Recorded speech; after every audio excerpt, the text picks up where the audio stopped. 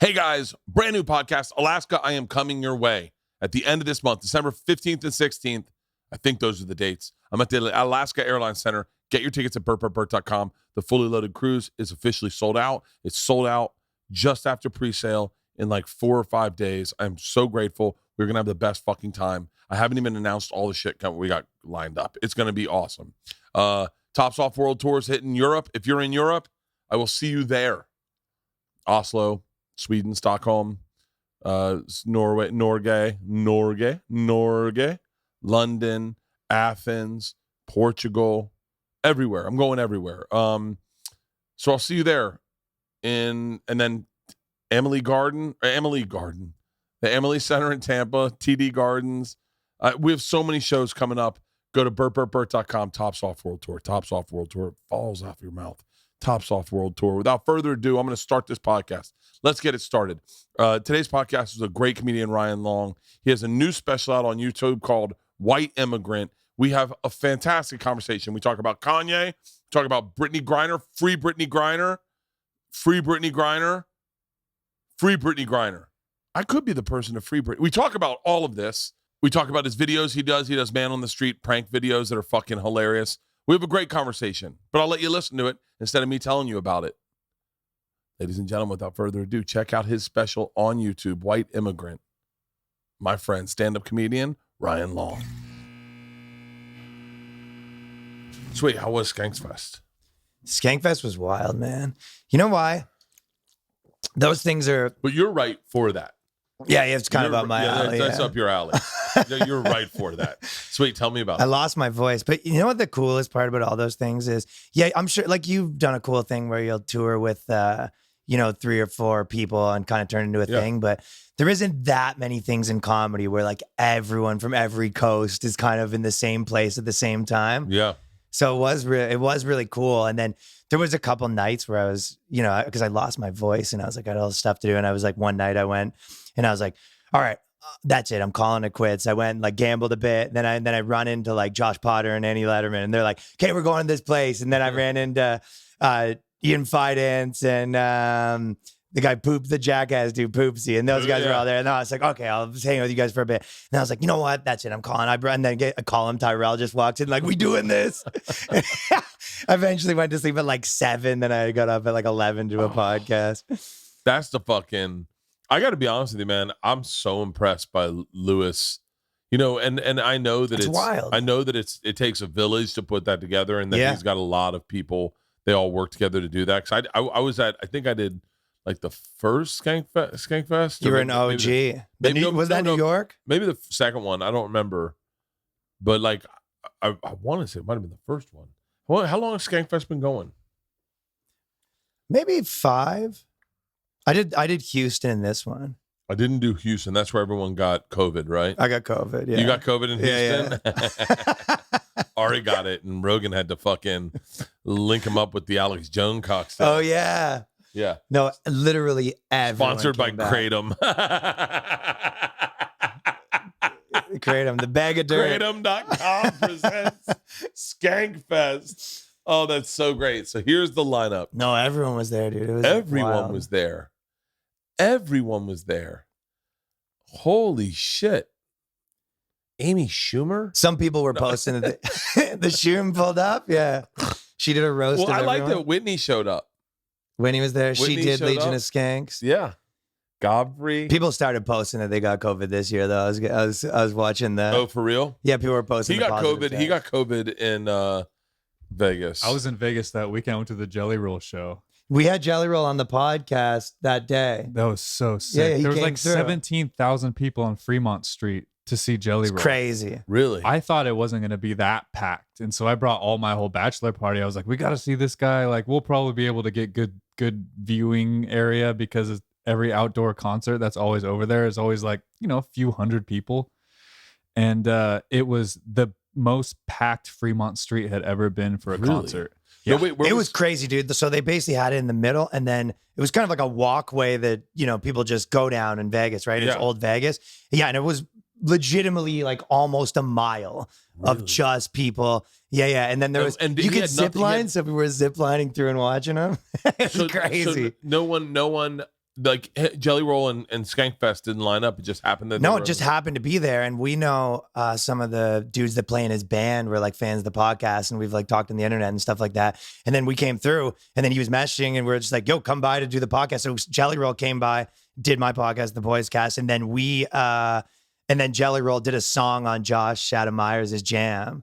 For real? Yeah, I think he might have done a couple, but he was rocking out. Yeah, and it was funny because his life is so like rock star life, where he's very, when he came, he was like, are you guys going to have security, blah, blah. And we're like, I mean, like Dana White and Steve-O are just like standing by the door. Like it's really, there's like as many famous people as there's fans. Like, so it was just nothing, right? Yeah. But in his mind, he was like, I can't just walk normally. And you're like, you kind of can here at this festival scenario. No shit. So wait, Dana White showed up to the festival? Dana White was there. Yeah. For real? That was probably the biggest pop in. That's the biggest. How did he came the opening night.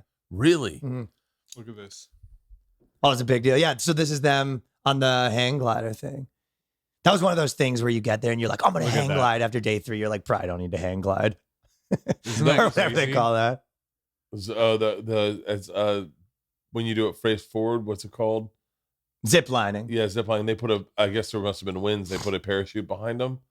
Oh. That's wow, that's fucking insane. Yeah, and that's not like, it looks like a concert hall there, but it's not. It's just the downtown like old Vegas, which is apparently fucking insane. No, it was crazy. Oh, he's the best, dude. Who? Jelly Roll? He's the best, man. I had him on the podcast. We didn't party. I wish I could party. His wife's a fucking fascinating person too. Like their story. I guess she was. I get she wrote a really cool. She wrote a really cool post that weekend. I forget which one it was. Is that Jelly Roll and Steve Byrne? Mm-hmm. He loves Steve Byrne. God dang. He's got the best tour vlogs too. Yeah, because he fucking gets after it. He's doing it right. Oh, the tour vlogs are incredible, dude. Yeah, they just have a whole crew filming them nonstop. And the band's all like young dudes. They're like 23 and they're just like partying. You know what I mean? Every night. Fuck up. They're just waking up at 2 on Rockstar time. Yeah, you gotta hand it to Lewis, because that is a legit festival. Yeah. And there aren't festivals anymore. No, I know. I mean, there are not any festivals. When we did and here's the cool thing about Lewis is, like, if you need help with something, he's the first one to give it to you. Sure. It's so interesting because it's so juxtaposed with who he is online. Like, who he is online is so volatile. Yeah. Like, so I don't give a fuck. That's Ari's like that too. Right? But it's so interesting knowing both of them and knowing them who they are, that it's not like you seem to be same on stage as off stage. Who what you stand for is comedy first, fucking politics 17th. Sure. Am I right? Yeah. Actually, kind of what you're saying, I've thinking about that question a lot lately when I see, because you see a lot of people go down different paths on the internet, and especially I live so much on the internet. Yeah. And I have a lot of friends that maybe were kind of like comedy adjacent, that a lot of them they'll say things a lot like, I'm here to find the truth and this kind of stuff. And you're just like, I think that's probably like a good way to put it. You go, how many people, it's like being like a really good comedian, by proxy, you're going to have to find some truth. Yeah. You know what I mean? Like the best jokes, you found truth, but you were trying to find these little truths so you could make good jokes. Yeah. And they're like trying to find these truths and then using some jokes so they could tell you their truths that they wanted to tell you. It's so funny. There is an adjacency towards, and this sounds horrible, but QAnon and comedy, right? For sure. And because as a comic, you cannot ignore QAnon. No, how can you not? You have to go, wait, frogs are gay? Hold on, they're making frogs gay? Sure. I gotta find this out. Or like when you hear about people getting duped for Pizzagate, and then the guy going in with the gun and clearing out the restaurant going, I'm here to find the kids. That is... I'm still unsold. Pizzagate could be real. By the way, I am just dumb enough to believe in any conspiracy theory. Yeah. Like when they sell us on... And then people go... Someone the other day was like... It was... So like I straddle the fence with comedy. You go, I'm listening. No. I have friends that are like libtards, or whatever they call them. Yeah, of course. And then I've got like QAnon friends. Yeah, me too. So like I have the both. And so like I had I was listening to Rory Scovel the other day go, can you imagine actually believing the world is flat? And as soon as I heard that, I went, but who says it's not? Like I'm such a antagonist of whatever you say that I go, I believe that. I'll argue the other thing. I was arguing last night. I know this is going to become It's also funnier to be the guy that like, it might be though. I said the other day, I'm a better athlete than Tiger Woods. And everyone on the internet was like, are you being serious? I wanted to go first and foremost.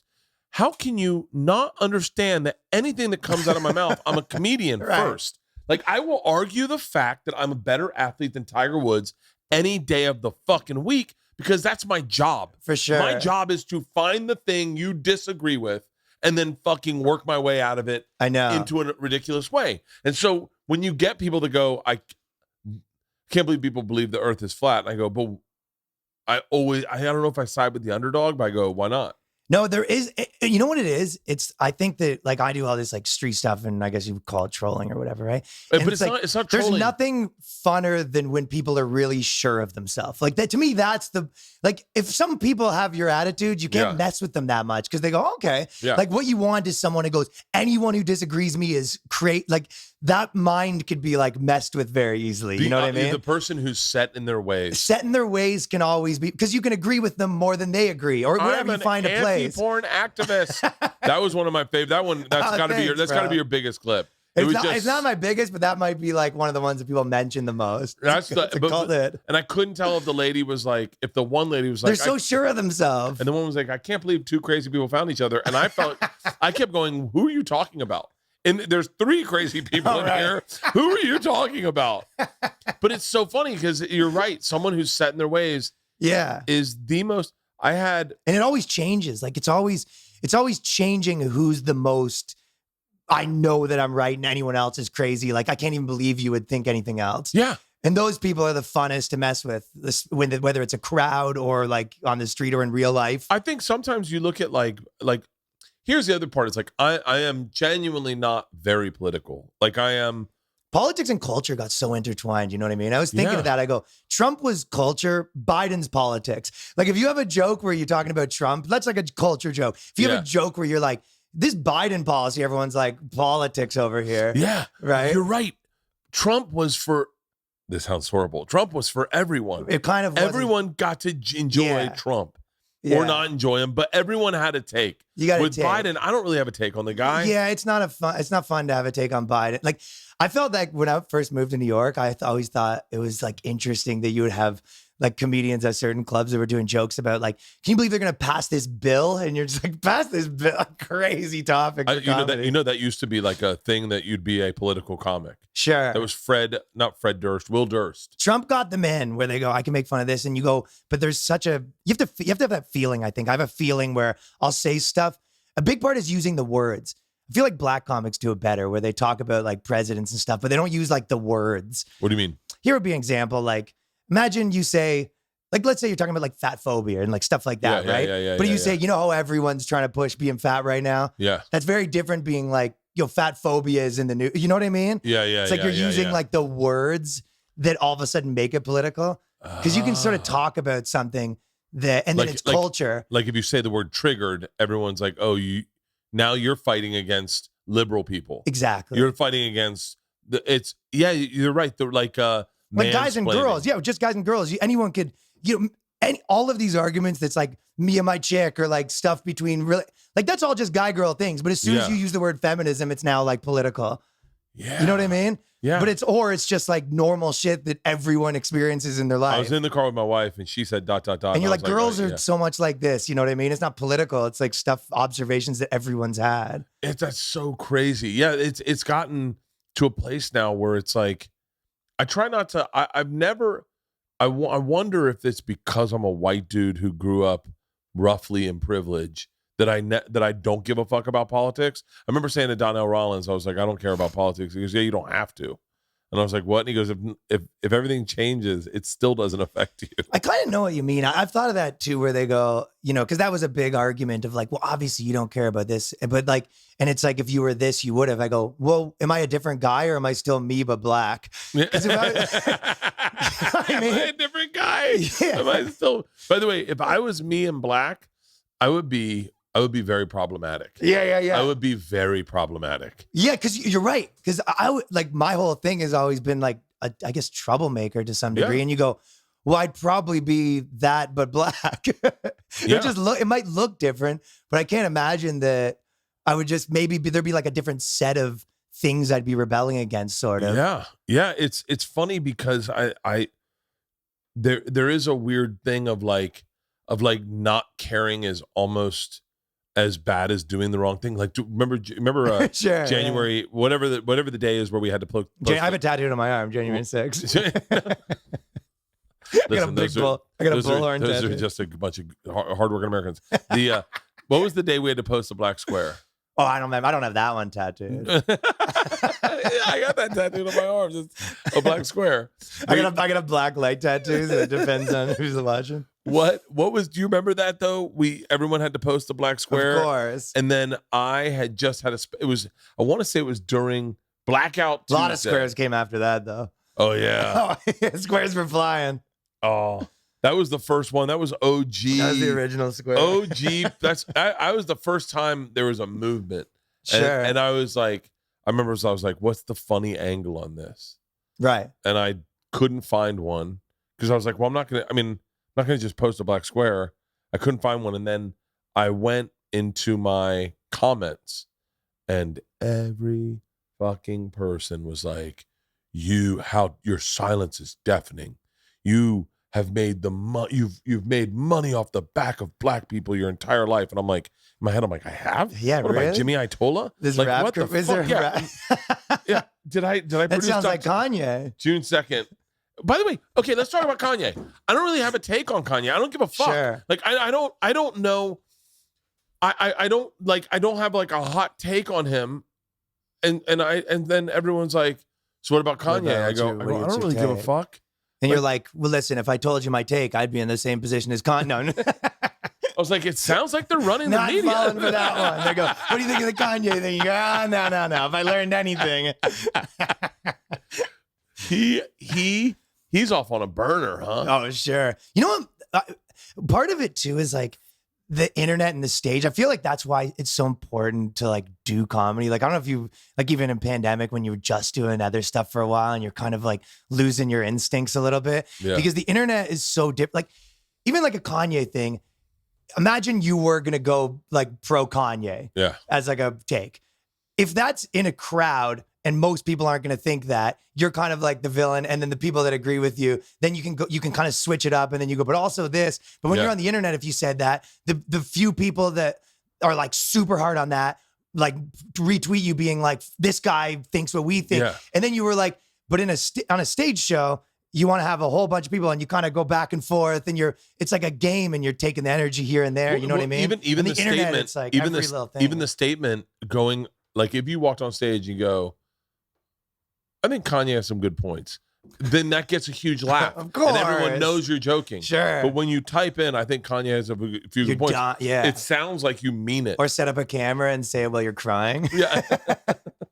That's what is his things? He doesn't like Jewish people? Is that what it is? He has said something about the. But is that? I mean, are you serious? I mean, that's serious. His basic thing is that Jewish people run everything, and they're been stealing money from black people, kind of thing. That probably be. You're gonna make me say it. Clip that out. I'm just gonna take out the Kanye part. So serious. And you go, Jewish people run everything. and they steal from black people. And I guess underneath he's like not stoked about it, I think is the underlying. And he's also not stoked about it. He's not crazy amped up about it. Oh, fucking Kanye.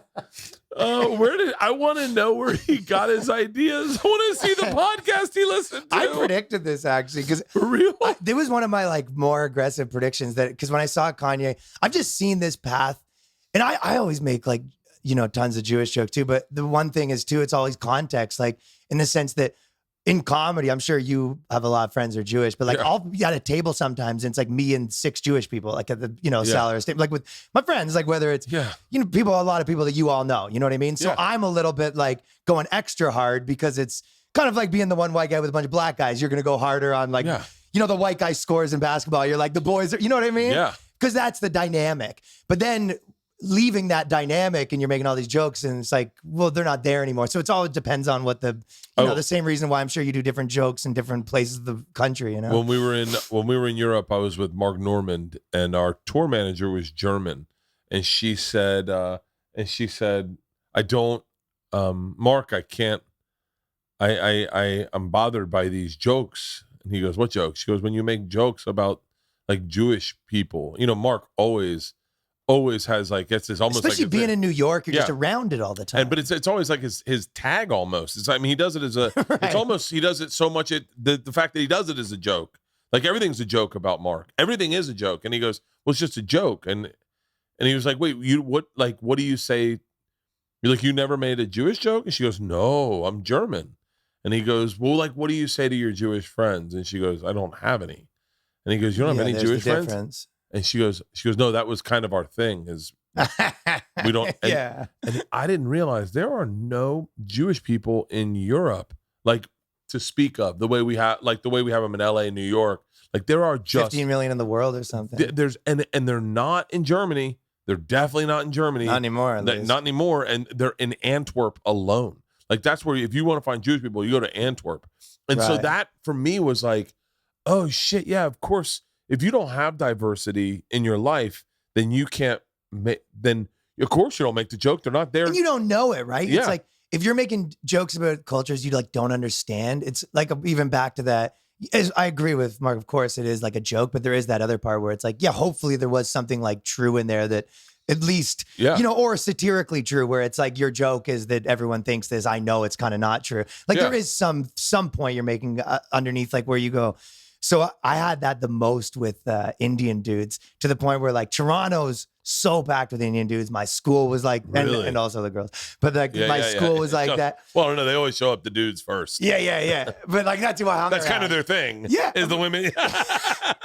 Yeah, and there was like, so every comedy clubs would be like, I know there's Mexicans and everyone has tons of jokes about that, right? Where it's like when I was coming up in comedy, there'd be like often like a table of like 9 Indian bros would show up and they're kind of like Indian frat dude types, you know what I mean? Like they're jazzed up. So I feel like a lot of us who were kind of playing these like comedy clubs, I had like a good like 8 minutes. If like the Indian table showed up, I'm just like, I'm gonna pander hard, just crush, right? And it's almost reverse pandering where I'm like, making fun. Well, but like it's Puerto Rican dudes. Sure. In New York, Puerto Rican dudes were the thing. And then I came out to LA and it was Mexican dudes and it does not translate. Yeah, you say that. Math does not translate. They go, I guess. You're like, yo, and all you Indian people this? And they're like, is that a thing? I don't know. You're like, all of my insights on this culture are just down the drain. Yeah. And I'm looking at Mexicans. I'm like, do you guys do anything I should know about? Attell was the best at that. He had all of them. Attell, when I was young, Attell would fucking annihilate in the most obscure little subculture. Obscure. I love that. Oh, he had so many. Fuck, he's just so good. Just some tiny little thing wherever. That's what, like one of those things was the Tamils were like the most dangerous culture there. And every time they'd get in these like fights in parking lots and stuff like that, right? In Indian culture? Yeah. What's a Tamil? It's like a type of Indian dude in that area, kind of. Yeah. And there'd be they had this gang called the Tamil Tigers, and they're like these kind of in Toronto.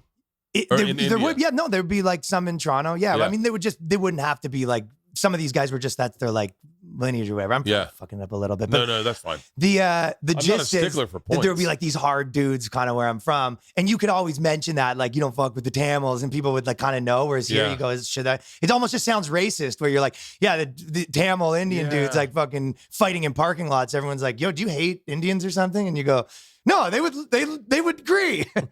They'd agree the most. It was like that with us growing up with Cuban dudes, Tamils out of southern India who speak Tamil, are one of the principal languages of the Dravid. It sounds like Game of Thrones.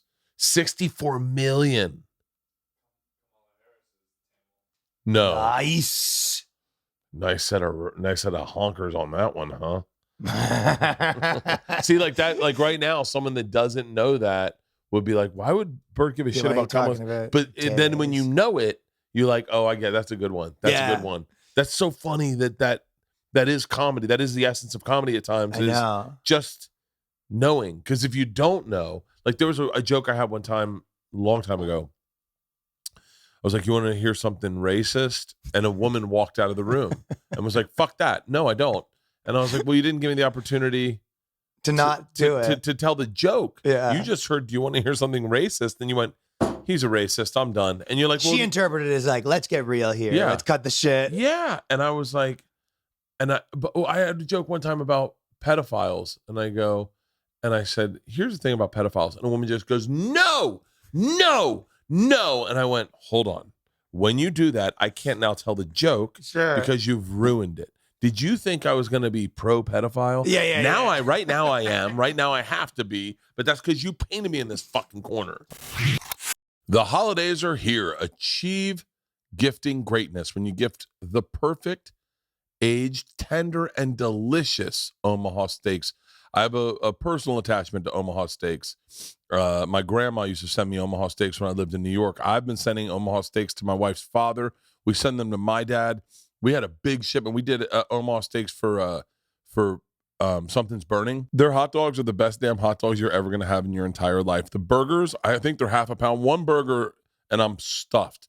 The steak experts at Omaha Steak have put together a special curated gift package to help take the guesswork out of gifting and make you a holiday hero. Go to omahasteaks.com and use the code BERT at checkout to get $30 off your order. Send an assortment of mouth-watering favorites, guaranteed to impress, like the legendary Butcher's Cut Filet Mignon. Freaking awesome. And by the way, it is the amount of filet you should eat, in my opinion. The air-chilled boneless chicken, I cook up every time. I just pull out a pack of 4. I cook all of them. I throw them into soups. I throw them on a plate with some veggies. They're freaking awesome. And the ultra juicy burgers and even the easy to prepare comfort meals that are ready in a flash. Omaha Steaks is ready to ship your order right away. So shop early and beat the shipping rush. Go to omahasteaks.com and use the promo code BERT at checkout. Oh, my mouth is watering doing this read. Omaha Steaks is a gift from the heart, a gift that will be remembered with every unforgettable bite. Order with complete confidence today, knowing that you're ordering the very best. Visit omahasteaks.com and use the promo code BERT at checkout to get the extra $30 off your order. Minimum order may be required. One of the things is when I was really starting to get good at comedy was like peak, like, white men are a problem era. Wait, so what year? Like 2015 to 2017 would probably be like the top. When did you start? Maybe like 13 years ago. So really? Exact year. Yeah. Oh, that's nice. In Toronto? Something like that. Yeah. Is Toronto got the club that is the weed smoking club? Not necessarily anymore. I'm not sure. Do you remember the club I'm talking about? Of course, the underground. Yeah. I know you. I actually know that you guys all loved it. We loved it. No, that's the best. And the woman Joe that runs it. What was her name? Mama something? Yeah, Puff Mama. Yeah, Puff Mama. She's the best. I'm kind of watching the same thing happen in New York where the weed thing is kind of like decriminalized. Yeah. And that's the sweet spot. It's because they basically go, it's not illegal, it's not legal, so everything goes. As soon as they like say it's legal, then they started making all the laws. So basically they were like, yo, okay, now weed's legal in Toronto. And then like day 2, they're like, all right, well, anyways, all these are shut down. Like you can't have that anymore. Because you can smoke inside. Yeah. Like they only were allowed to live in the gray. So that like 5 years where it was like not legal or illegal, they were cooking. And then once it's legal, they're like, all right, well, now we have like rules. It's the real thing, just like any other bar. And you can't smoke inside. So they're just like, can we make it illegal again? That was fun, man. I remember, I think Doug Benson told me, he's like, write down your jokes. And I was like, you got too high? And he was like, just trust me, write down your jokes. There was a whole weed lounge scene in Toronto. I remember I went out with a legit cocaine dealer one night. Nice. And I had done really good merch sales in Edmonton. So I had a bunch of loonies.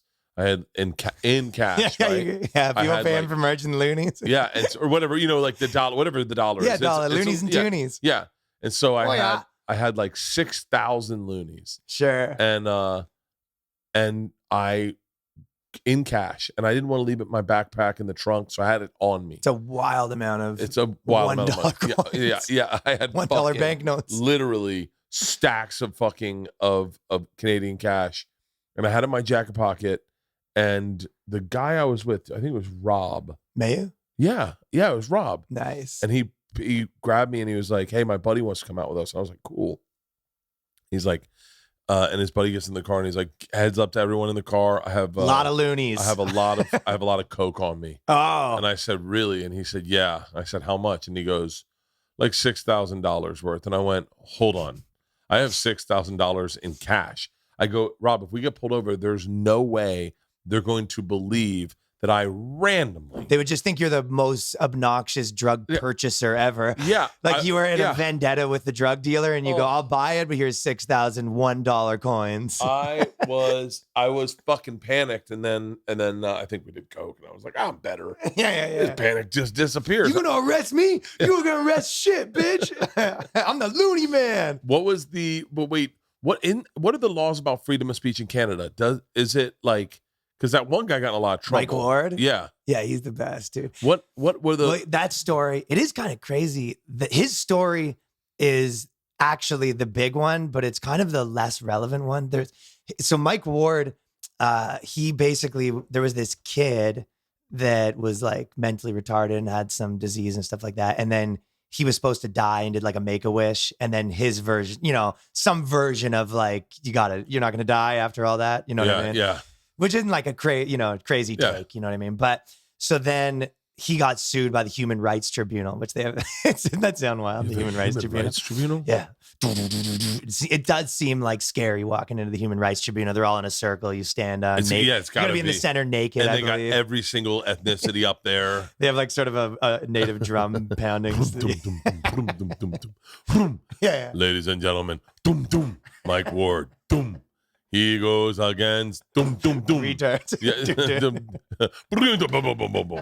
So then he had to. So he ended up, but the thing with Mike Ward, he's a big celebrity and like he's got lots of money and it sucks. But like what really sucks is the 4 or 5 other people that happened. The dude who called the one lady a lesbian. You know this. Yeah, you know this one. Yeah. So this guy like open micer essentially. It was like I think it was Edmonton again or Edmonton or Calgary or whatever. But that guy got smacked with like $50K and he's like a bar back. You know what I mean? And he just thought he'd get on stage and these lesbians were making fun of him. And he was like, "Fucking suck my dick, you fish eating lesbians. Look at these hoes are lesbians, Look at these hoes are lesbians, eh? Probably putting a dart up in her pussy, eh?"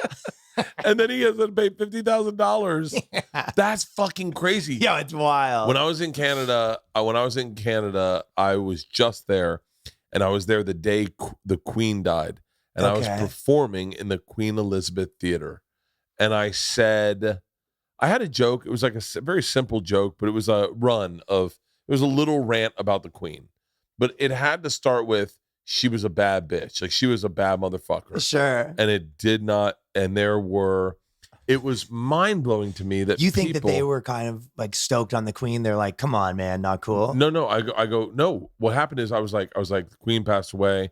I go, shout out to the Queen. She was a bad bitch, man. And this lady goes, "She was a colonizer." Oh, and I go, yeah. She was like, "No, boo to the Queen." And I went, I'm like, "You fuck." And what I said to her, I was like, "Ma'am, you've had a great time this entire fucking show. By the way, this is the last. I'm gonna tell the machine." Funny, after that's this. your line. Something positive about the Queen. Yeah, I go, "Oh, the whole run was because I watched The Crown. Did you watch The Crown?" No. Was it good? It's fucking awesome. But it paints a picture of a very unhappy woman. A woman that did not get to. I mean, when you're that hot, I mean, no, the Queen was. Fuck, that was part of the joke. She wasn't even the hot one. Her fucking sister was the tart who burned her feet in Antigua. Nice. Yeah. And so, and the joke was, I go, she was a bad bitch. She didn't even want to be queen. Do you know that? Do you think she wanted to be queen? And then they're like, no. And I go, shh. You think she wanted to marry her cousin was a Nazi? They were like, hey, I want you to meet. Do you think she wanted to have a lollipop grandson? Turn his back on the dynasty with some black chick? We used to colonize them. And so, yeah, you fuck him like your I don't know when I'm doing a Canadian accent. You fuck him like your granddad, but you leave the island. You got to get a little more hockey. You go, fucking leave him like a colonizer, eh? Yeah, you leave him like a colonizer. Yeah. But I couldn't even get to tell the joke because I couldn't even fuck around with the joke because anytime I said that, I didn't realize I underestimated how much Canadians hate the Queen. And I was that like, is it's like half and half. I'm sure that, it's half like and half still a lot. Like, because I go, in my head, I was like, they hate everything. And I was like, oh, just You've had a great show. Canada's You've like if Portland was a country right now. Wait, what is the I difference? think they're still locked down. Name the different, when we talk about the different, is it provinces? Or Yeah, is it- provinces. When you talk about the different province, the different provinces. is Ontario is a province. Yeah. Alberta is a province, right? Province. Yeah. So they're like There's your 5 they're like provinces? states, there's like 12 and then, including territories, 13. I think there's 10 and 13. Fuck, I'm going to get killed on not knowing that. Wait, You know what's so hold on, funny, hold Bert? on, what? When I came to America, because I'm like fairly loopy with like most stuff. And when I came to America, like for the first, whenever I'm talking to girls, I'm like, well, I'm just Canadian, so I wouldn't know that. And they're like, what about Canada? I go, okay, I don't know it there either. There are 3 territories in Canada. Do you know them? Yeah. Oh, the Northwest. Nunavut? None of it's the one with a Callowweed in it. And then Those are those places that have like random comedy shows where people will go up and it'll be like this one city and it's like this big once a year corporate gig. Yeah. Really? No, I know a lot of people that have done those runs. And then there are 13 provinces. Not that much people there though. Yes, I was right. 10 provinces. And Woo, 3 you know what? territories. I Hit was the map so sketchy I can because they see the just map. I think they just added none of it like in my lifetime. So that's why I was. So Quebec, everyone speaks French. Yeah, I don't consider Quebec part of a Canada. No. British Columbia, Alberta, Saskatoon, Manitoba, Ottawa. Are these all Indian words? I think those are, yeah. Or not Indian? Oh God, Bert. I just said to someone how offensive it was. First Nations. Yeah. Well, no, not even. Oh yeah, I guess it is First Nations. That's another one where it's like a hot topic in Canada. But if you had lots of information, if you had lots of jokes on it, and you came here, everyone's like, "What? We killed all ours, dude. We don't." Ontario, I don't know what you're talking about. Wait, we don't bring that up. Haven't seen that. Ontario, St. John's, Nova Scotia. Haven't seen that they have you guys are talking about having a woman president. We had a woman prime minister years ago. We haven't done it again. Fool us once, but one and done. Wait, and no one likes the. I thought he dated Jennifer Aniston. Who? Fucking Trudeau. Trudeau? Yeah, and they were like, no, that's Justin Trudeau or something. That'd be huge, though. I'm sure he was a little bit of a ladies' man. The back Hudson in the day, Bay. though. What the fuck is that? That's It's a big body of water right there. Holy shit! I've never even seen that. That's the real Bay Area. You want? Yeah. Not these appropriators in San Francisco. So where's Toronto in Ontario? Yeah. It's like Toronto's like Detroit, right? Above. That's Windsor's right beside Detroit. Toronto's Okay. like kind of, if you were to say like culturally, the best way to describe it is like Toronto's closer to New York and Vancouver's closer to LA. Vancouver's a bad East Coast, West motherfucking Coast, city. same sort of thing. I yeah. love Vancouver. Very cool city. Yeah. What are the coolest cities in Canada? Quebec's, I'm sure you've been to Quebec for Just for Laughs and stuff, right? Oh, was that Montreal? Yeah. Yeah. I've been to Montreal. The French people. Montreal is probably in my opinion, like top 1 or 2 cities in the world to be at for a week. Yeah. You know what I mean? Montreal's pretty fucking badass. Dude, it's so Me and Steve cool. Byrne went in. We hadn't seen each other in a while, so we went into the strip club to get a cocktail. Yeah, you get like a night for 15 cents too. Yeah. And the lady goes, "You want me to jack your guys off?" I don't know why I'm doing that accent in Montreal because that's not the accent. No, it's a They've gross Quebecois. She goes, "I'll jack you." No. Ah, fuck, I lost it now. By the way, I know the accent. You know what it sounds like? Pinky Tuscadero. You want to poutine, jack off? No. You want me to jack off your dick, huh? Yeah. Jack off a dick, and you and the friend or just you? And Steve and I were like, "Wait, we can get hand jobs in here?" And she was like, "Yes, of course, why not?" And we were like, Steve's like, "Thank God we didn't know I'll about this take before we were 5. married." The Montreal's a pretty badass. Montreal Dude, it's so City. cool. Montreal City is fucking gorgeous. Montreal City. I think that's the name of Quebec it. City. Is it Quebec? I'm thinking Quebec City is like, it's the hottest girls and then like a lot of like angry UFC guys. There's 2 types of guys in Quebec. There's angry UFC dudes, like, Jean St. Pierre kind of dude. Yeah. Or there's like a guy that looks like a skateboarder from 1989. You know what I mean? Yeah, I do. There's a guy who's just like complete, you know what I mean? Like 50, but still just like, baggy pants, like maybe a sweater of like what part of yourself do you still see the Canadian side of you? Because you don't. I feel like comedy wise, it's you know what? There's I was actually thinking about over the last, like when I was on the plane, I was kind of thinking a lot about because I'm sure that so many times you have conversations with people about comedy, but they just don't get like how your body interacts with people. Like you probably know better than anyone what types of joke you can make and what you can get away with because It's how you crazy. appear to people. You It's know what I mean? crazy because I had a joke the other night and I said, I understand I look racist and homophobic. Sure. But I'm not. So understand that as I say this racist, homophobic thing, that it's a joke.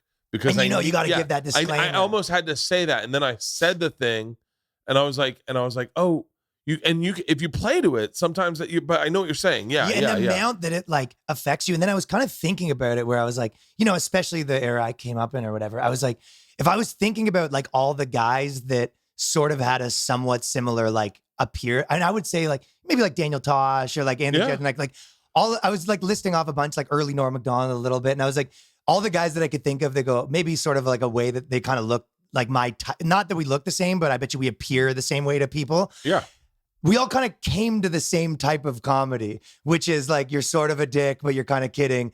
And I think it's like so crazy the way that like your energy appears to people dictates like how you end up being as a human. And it doesn't always start that way, but it kind of ends up. No, I was doing I remember starting and doing like things where I was like kind of more vulnerable and just being like, people are just more like grossed out by it. And it's like, I remember the point where I realized that people like bad things happening to me, but they don't like me being sad about it. Like even when I was doing like kind of like you think of Larry David or, in terms of TV, Al Bundy would be that. Like nothing ever works out for him, but he's not like, it never breaks him in any way. And I felt like people like that. You kind of see how people, whereas there's other people like they can be more vulnerable and people like it. And it's so completely based on like how you appear to people on like a first image, your energy. Yeah, and what's interesting is that like Patrice played against that. He played against the way that people see him. Well, because I mean, he had a joke about he was like, I know what I look like. He's like, I look like a monster. He's like, I'm 6'4", 6'5", 350 pounds. I got broken teeth. Like I remember we lived together in Scotland for a month, but his jokes were always a little more thoughtful. And he had a couple jokes. He had this one joke about, I don't know if it's that he ever recorded it, but about the cool guy in his neighborhood. Okay. It was this guy, Tony. And Tony just knew how to like talk to bitches and he knew how to play with bitches and Patrice didn't. So he's like, I remember Tony just walked up and he'd tap a girl in the back of the neck and then run away. And the girl would be like, oh, Tony. And he was like, so I'm like, all right, you got to smack a bitch. Okay. So I come in with this big fucking paw of a hand. I'm just like, wham, bitch. And it's just, it's really, but his take on everything was always that of like, I don't know. I guess he did kind of play into what we thought he looked like. Well, you do more of, you kind of, it's like you find that place where you go, you leave no room for error or something. You know what I mean? You look at Jim Norton, his act, you see Jim Norton as Jim Norton. Like Jim Norton is the guy that you go, yeah, prostitutes. You know what I drugs. think it is, as you're saying that, your comment sort of made me, I think a big part of it is like people see you a certain way and then you have to let them know, yeah, I know you see me like that. Like I'm more of that. And obviously I know how your small little brains are. And it's like, you almost have to like, it's not that you're saying like, it's like you have to almost internalize their thing and spit it back to them in a way that they like, yeah, duh, I know how your brains work. What's crazy too is when you meet the guy who does the thing and leans into what his body looks like and what he looks like and what you take him as, and then you meet him and he's not that guy at all. You go the opposite. And you're like, what the fuck? Yeah. On stage, they're not like that. I remember Dane being like, seeing Dane and he's wild and crazy on stage and he's energetic and he's like got these bizarre thoughts. What if you walked into a bank and he's all over the place? Yeah, he's all over the place. So everyone assumed I got to get high with Dane. And I remember meeting Dane and being like, do you want to get high? And he's like, I don't do drugs. I don't do alcohol. I've never had caffeine. And I was like, okay. I would have thought you were this like crazy I thought he was a fucking wild party guy. Boy. And he had never done it. And still to this day, he's fucking 50, 52, 50, maybe 53. And he's never done a drug, an alcohol, or caffeine. Never fucks around with any of it. Some of that is like that young guy energy. Same with Tosh. Yeah. And then like Tosh never done anything. And I was always like, what the fuck? Like that I could never wrap my head around that. Because I was the guy who'd done everything and was like, oh, that's who I am. This is my personality. And I also didn't maybe believe even that was like a little disarming. You know what I mean? Like you may maybe develop like a funner personality because of, the way you maybe. I think I always looked at there should be no separation between church and state. Yeah. Like I was like, you should be who you are on stage and off stage. That was a flaw. I think that's a flaw now that I look back. Well, I guess if that's like, kind of people have the, like, if you're going to be like, I'm the drinking guy, that can be like a flaw on stage because you're just like, but not as, I mean, think of other people that had worse flaws. We're just laughing at the idea of like, think about those bands that, painted their faces and put on all the makeup. Like that probably after like 6 years of being famous, you're like, probably bad idea doing this whole thing. Oh, I can't imagine being Kiss, painting your face. Or like, even like I'm friends with Corey Taylor from Slipknot. Yeah, it's a whole thing. Those masks smell. I can't. One of 9 drummers. It's the saving grace of taking my shirt off is I'm very comfortable shirtless, and I love being shirtless. I'd much rather be shirtless than wearing a suit on stage. So you're cooking. Yeah, so I'm like fucking set. But are you more saying that like sometimes you're like, probably didn't need to drink tonight? No. So you're cooking. Yeah. Yeah. But like, well, I don't know. We're right at the end of Sober October, so I'm kind of enjoying not drinking. It's kind of nice. Yeah. It's kind of nice having a default when people are like, Bert, drink. And I'm like, Sober October. And they're like, oh yeah, dude, kill it.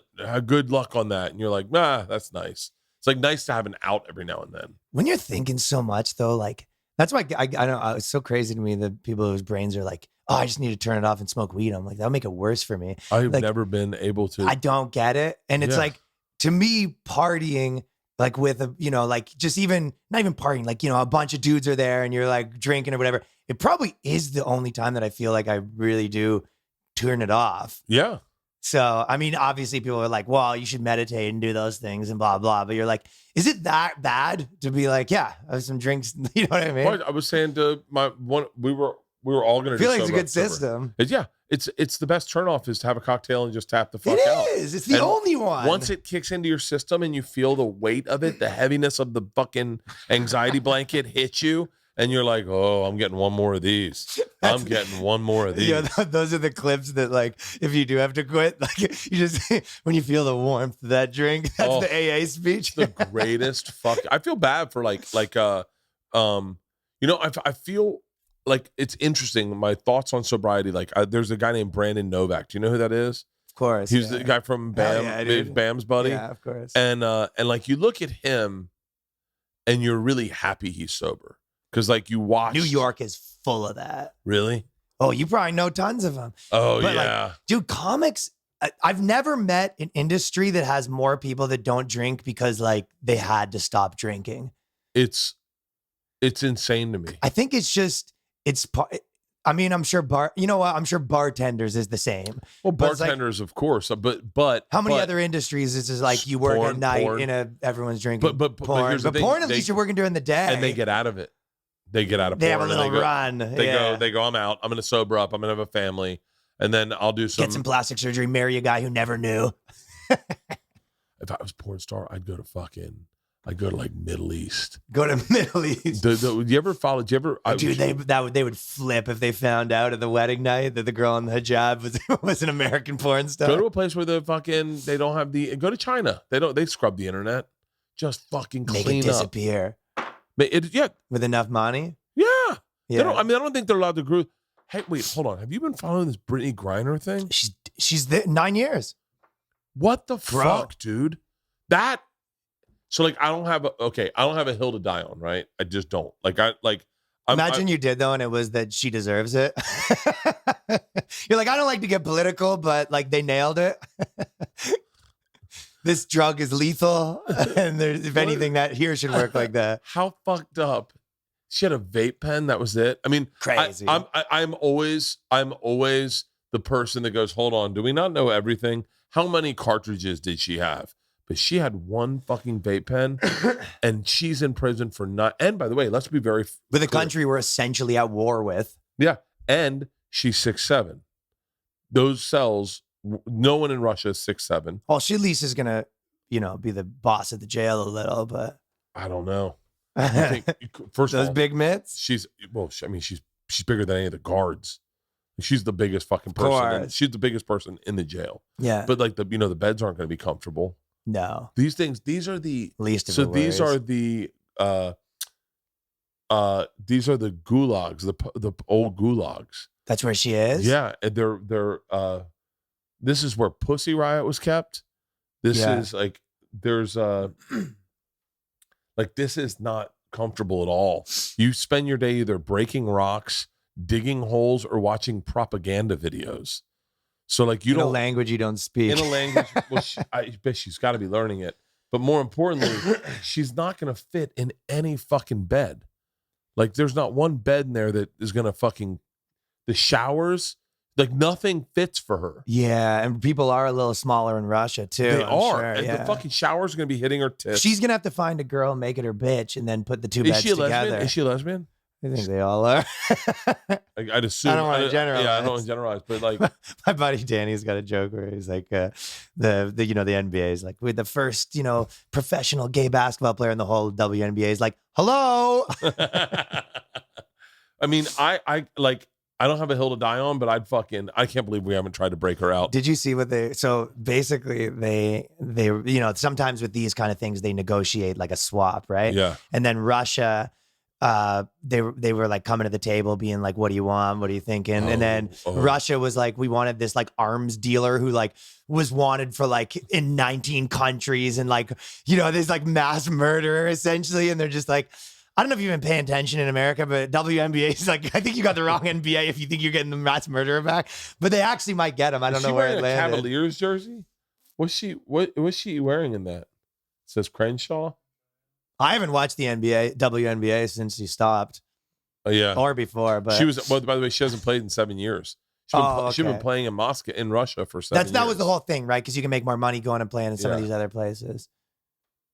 If you had to be in a prison where they, like, they were very progressive. So let's talk like. So you ever done a night in a prison? No, not a prison, like a drunk tank or anything. Yeah, drunk tank. I would have assumed you maybe had a couple under the belt. I have a weird thing about following rules. Like I'm pretty strict. I'm pretty strict about rules. Okay. Like I don't drink and drive. I don't. Like I've now in as an adult. You ever punched one cop? Never punched a cop. One too many? No, I've never really punched. I've punched a couple people, but like never. Probably way less in reality than I've never punched anyone. I've punched people, but like I'm not. I'm a weird rule follower. Sure, but that is like a fun dad characteristic too, right? Yeah. Like that suits like we're having fun here, like that's within the rules, guys, like boundaries. I'm not someone who could like flaunt alcohol on the beach. Like I'm not. Oh, even like that? Yeah, in a weird way. Like it makes me uncomfortable because I don't. Like if they say one per customer, you're like, the rules are the rules. Well, so my wife has a weird way of putting parameters on this. She goes, you follow the rules. However, there are rules that you say don't apply to you. And I was like, I don't know what you're talking about. She's like, I'm out for that one altogether. Like child porn for no. No. I won't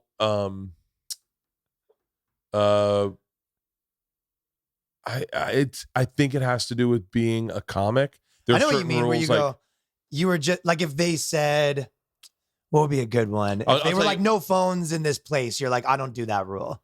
Like, or you would just pick like a random one. No. I follow would. That no, one. I wouldn't. I like if like Dave Chappelle threw one of his parties and he was like, hey, we're not allowed to have phones. No, that would be. I'd be like, crazy. I'm keeping my phone. I'm okay. Yeah, I'm gonna. Yeah, okay, sure. There you go. And then I'm like, I'm not gonna videotape anyone. Like I would never videotape him, but I'm definitely not getting rid of my phone. I'm not. So you just go like, you follow the rules that you follow. Yeah, I follow the rules. So like a perfect one is one time we were going to a concert and we all made roadies and we went to get in the Uber and the guy was like, oh, no alcohol. And I was like, oh, that's not alcohol. And he goes, what is it? And I said, it's water. I've been working out all day. I'm hydrating. And then I got in and Leanne goes, why would you make a water? Why wouldn't you just get a bottled water? I go, babe, it's vodka soda. She was like, he said no alcohol. I'm like, I don't give a fuck about this guy. Like, I'm following my rules. He's not going to add another one to the rule following. Like there are rules I don't follow. Leanne's better at pointing it out. She's always like, yeah, you do believe like, this drives her nuts. I believe there's rules. I believe there's rules when the luggage comes down. I don't stand up against the thing right where all the luggage is coming out, the little slot.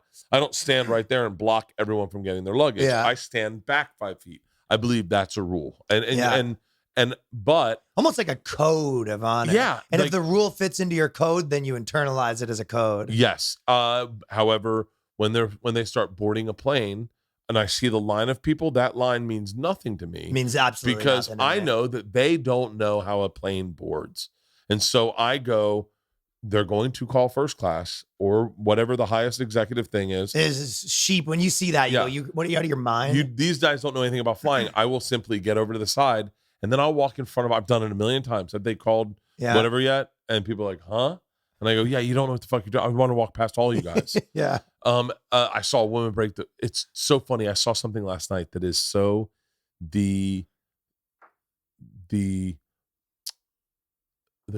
cunt hair of what makes society fall apart, right? So a black woman not from this country, which is important in this story, 2 children who are from this country. So the 2 children do not have an accent. This woman not only has an accent, she's not 100% comfortable in the language. Okay. What's the accent like? I want to say like something African, not like island. yeah, but and we're in line at Rite Aid and we're trying to get our medication and the line was long. And I said to Isla, well, let's just go around shopping. We'll come back. There's no way it's longer than this. We get back, it's even longer. And it's me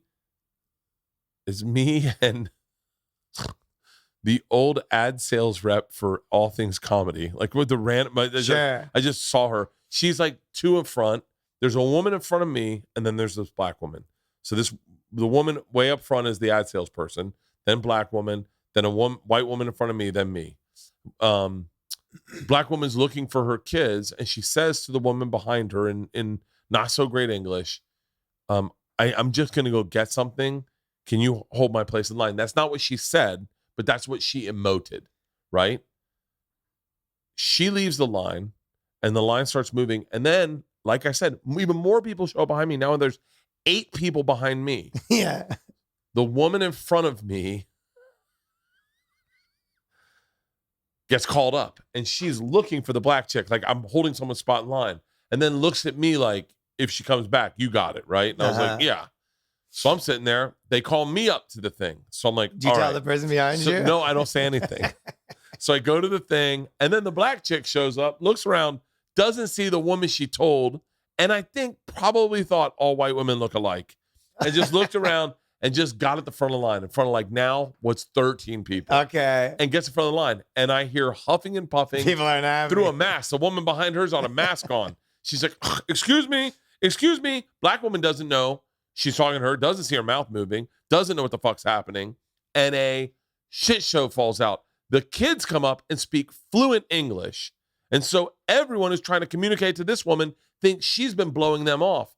And the whole time, what I want to say is, she doesn't speak great English. She told her, who's ignoring her, that, and now I look over to her and she's gone. The woman that is no longer here, that she needed to hold her place in line, but everyone's gone. I'm the only one that witnessed this. But I said nothing. You're I like, said I'm outta nothing. here. I said nothing, and I watched fucking all hell Do you regret break that? loose. Were you been losing sleep over that one? I've been bothered by it that I didn't stand up for this woman because in the story, right? hear In the ya. story, I side with both teams. I don't like rule breakers. Like I don't like the people that cut the line. But you just, there So was I understand calamity them, of errors. But I go, it's just things didn't align, and she didn't know that you're not the woman, and she just got in line, and I just didn't say anything, and it happened so quick, and then some lady right behind her was like, I have COVID, and I was like, what the fuck? It was such a shit show. Why is she and then yelling Isla, that? it's because then Isla shuts down. I'm out of here, right? And I go, she doesn't have COVID. And Isla goes, Dad, she just said her and her kids have COVID. I go, no, she doesn't want to be involved in this fucking nightmare that's transpiring. Yeah. I said, Isla, that's what people do who are crazy. They just go, I have COVID. And now they've got the Trump card. I have AIDS. And spit on them, It was the fucking biggest. That is one of those ones where you're just But like, that's- should those- I got involved? It happens again. That's one of those things where there's going to be like a month from now, a similar situation is going to arise. It's going to be your time to shine. But when you step And in, that's when someone stabs you. when you step in, that's when you get fucking stabbed. There's a comic that has a cut on his face. Do you know what I'm talking about? Yeah, Doug Smith. Yeah, and it's him going, "Hey guys, let's From the subway, right? from the subway. Hey guys, let's all be gentlemen here." By the way, he's still a good-looking guy with a cut on his face. Actually, I know him because I had a joke where I said Doug Smith in the joke, and then everyone would come up to me and they go, "That's our buddy Doug Smith." Oh, for real? Yeah, I would say. I was it was an old joke, but I was like, I have a friend that's getting married and he's going to take his wife's last name, but she's going to take his first name. They're both going to be Doug Smith. Like that was, whatever, just like a one-liner as it started another thing. But yeah, he was slashing victim. Dude, I know him. That was popping off again in New York, the face slashings, like straight up Peaky Blinders stuff. They were going hard. Like it was one of those things where you go, oh, people go, oh, it's only like 100. And you're like, 100? One is but too many. 100 people. What was he doing? He was trying to defend. He tried someone. to defend like a woman situation. I'm pretty sure. Yeah, he looks fine. He's a good-looking guy. Yeah, but crazy, right? And I think I'll tell you what. Do you know how many people weren't saved because of that story? Yeah. Yeah, you know how many people perished because everyone's like, well, fuck that, man. They're going to rape her, I guess. The Doug Smith Chronicles, probably 45 people in the subway like that week were just like, yeah, probably on your own. The subway, it is probably, there is probably no benefit to getting involved when you're in New York because you go, if I wanted to be like the subway patrol, I could do that every 15 seconds. You know what I mean? Bernie Goetz It's had just a a good tough point. one. Bernie Goetz had a good What point. did he say? Do you remember Bernie Goetz? Not really. Oh, The see, that's best? the thing we were talking about comedy. If you don't know the joke, then it's just like a serious statement. Yeah. Type in Bernard Goetz. Bernard Goetz. It's a Beastie Boys lyric, too. He's in a Beastie Boys song. Oh, really? Bernie Goetz. Type in. Can you just read it out loud? He shot like 5 black dudes in the back in a subway who came up, and they said they were. I mean, that's why you're saying. They said they were joshing around. You know, I think those were their exact words. We were just joshing around, and we were pretending to rob this guy. And then oh no, he had it. And by the way, he is not a sane dude. He used to come on Opie and Anthony all the time, and he pulled out a fucking gun and not only just shot them all, but then hunted them down in the subway, and the ones that were crawling shot them in the back. If I'm not mistaken, correct? And he was a comic? After wounding 3 unarmed men, he pointed his gun at 18-year-old who was not wounded but cowering, terrified in the subway and said, "You don't look too bad. Here's another." Oh, no, he wasn't a comic. He was happy with that. I was missing this whole thing. I was thinking in New York, I was like, this comic goes, this is the Joker situation. Severed his spinal cord, but that guy was paralyzed and suffered brain damage. That's right. So this is the opposite story. This is Bernard Goetz was like, he was the story. This is when New York was at its worst, right before they renovated everything. What is it, 86? It's 86. He was 37. They surrounded him and asked him for $5. And he's like, I'll do you one better. Pulled out a gun and started shooting them. $5 worth of ammo each. And then the one that was scared, probably the one that did the least, who was like, oh. Yeah. He didn't even want to be there, the younger brother. He was like, you don't look too bad. Shot him in the fucking head. But wild. Well, but what's crazy is I think it cleaned up the subways for a little while. Oh, I see what you're saying. The vigilantes. But every now and then, Batman style. You're right. When Doug got attacked, everyone's like, well, I'm not going to fucking stick my nose That was in. one for the bad guys. Yeah. And you're like, well, fuck, you need to find the guy. I dated a girl once who said, every now and then you need a vigilante to just go to town, pick on the wrong UFC guy in the subway. What? Oh, crap. Bernie has a SoundCloud mixtape out now. In 2001, he made an unsuccessful bid for the mayor. Stop. In 2013, he was charged with trying to sell marijuana to an undercover cop. Bernie Goetz was he would. That's a guy looking for another fight too, eh? He goes, anyone want any weed? He went a lot of weed in my pocket. He went crazy on Opie and Anthony. Like they had him on before. Oh, they used to bring him on all the time. But after. Oh yeah. Like after he got obviously. Like after he got out of jail, he was doing the circuit. After he Was this guy like low key, like a hero, kind of, or high key a hero? I don't think he was a hero. I think for people in New York, they were like, Someone yeah, had we to need do to it. we need to clean these subways Yeah. up. I mean, I think the 80s, the subways were fucking terrifying. What are they like? Dude, I mean, I moved kind of right before COVID, which is like a pretty wild time to move to New York. But like, I live in the East Village, and I just moved like away a little bit away from First and 14th where I was. Oh, and like, I know First and 14th very well. Yeah, First and 14th is like mayhem. Yeah. To the point where there was a fight every single day because they set up a market. So people started selling stuff. And then the cops kind of in the pandemic, they're like, well, if everyone hates us, we just won't do our job. How do you like that? Right. Yeah. So the cops are like over it. The bodega guy beneath me got in a fist fight with the guys who tried to set up a tent that have like 6 living with them outside of my house right in front of the bodega. The bodega guy got in a fist fight with that guy. And then there'll be like male versus female fights like often. Dude, I would go into my place and there'd be someone, and this is not like crazy cheap either. You know, it's not like there's like fucking Manhattan. Like, you know what I mean? First and 14th is there. Yeah, you're like, it's not like the most expensive thing in the world, but you're like paying too much to fucking like to watch men beat up women in your front yard. Yeah, dude, while you're trying to sleep. Like, and then I legitimately did go down and like have a word with them at night sometimes. Really? I turned into this guy. Dude, I'm like fucking guy. Bro. I go, guys, what are we doing here? I try to be like the cool complainer. I go, listen, like you do. I know they bother me too, but we can't beat them up and curb stomp them. Gentlemen. You convince guy. We all know the fucking old hit her in the stomach. If anything, you don't bruise there. Hey, I like rap music as much as the next guy. I don't know if we need it blasting at 3 a.m.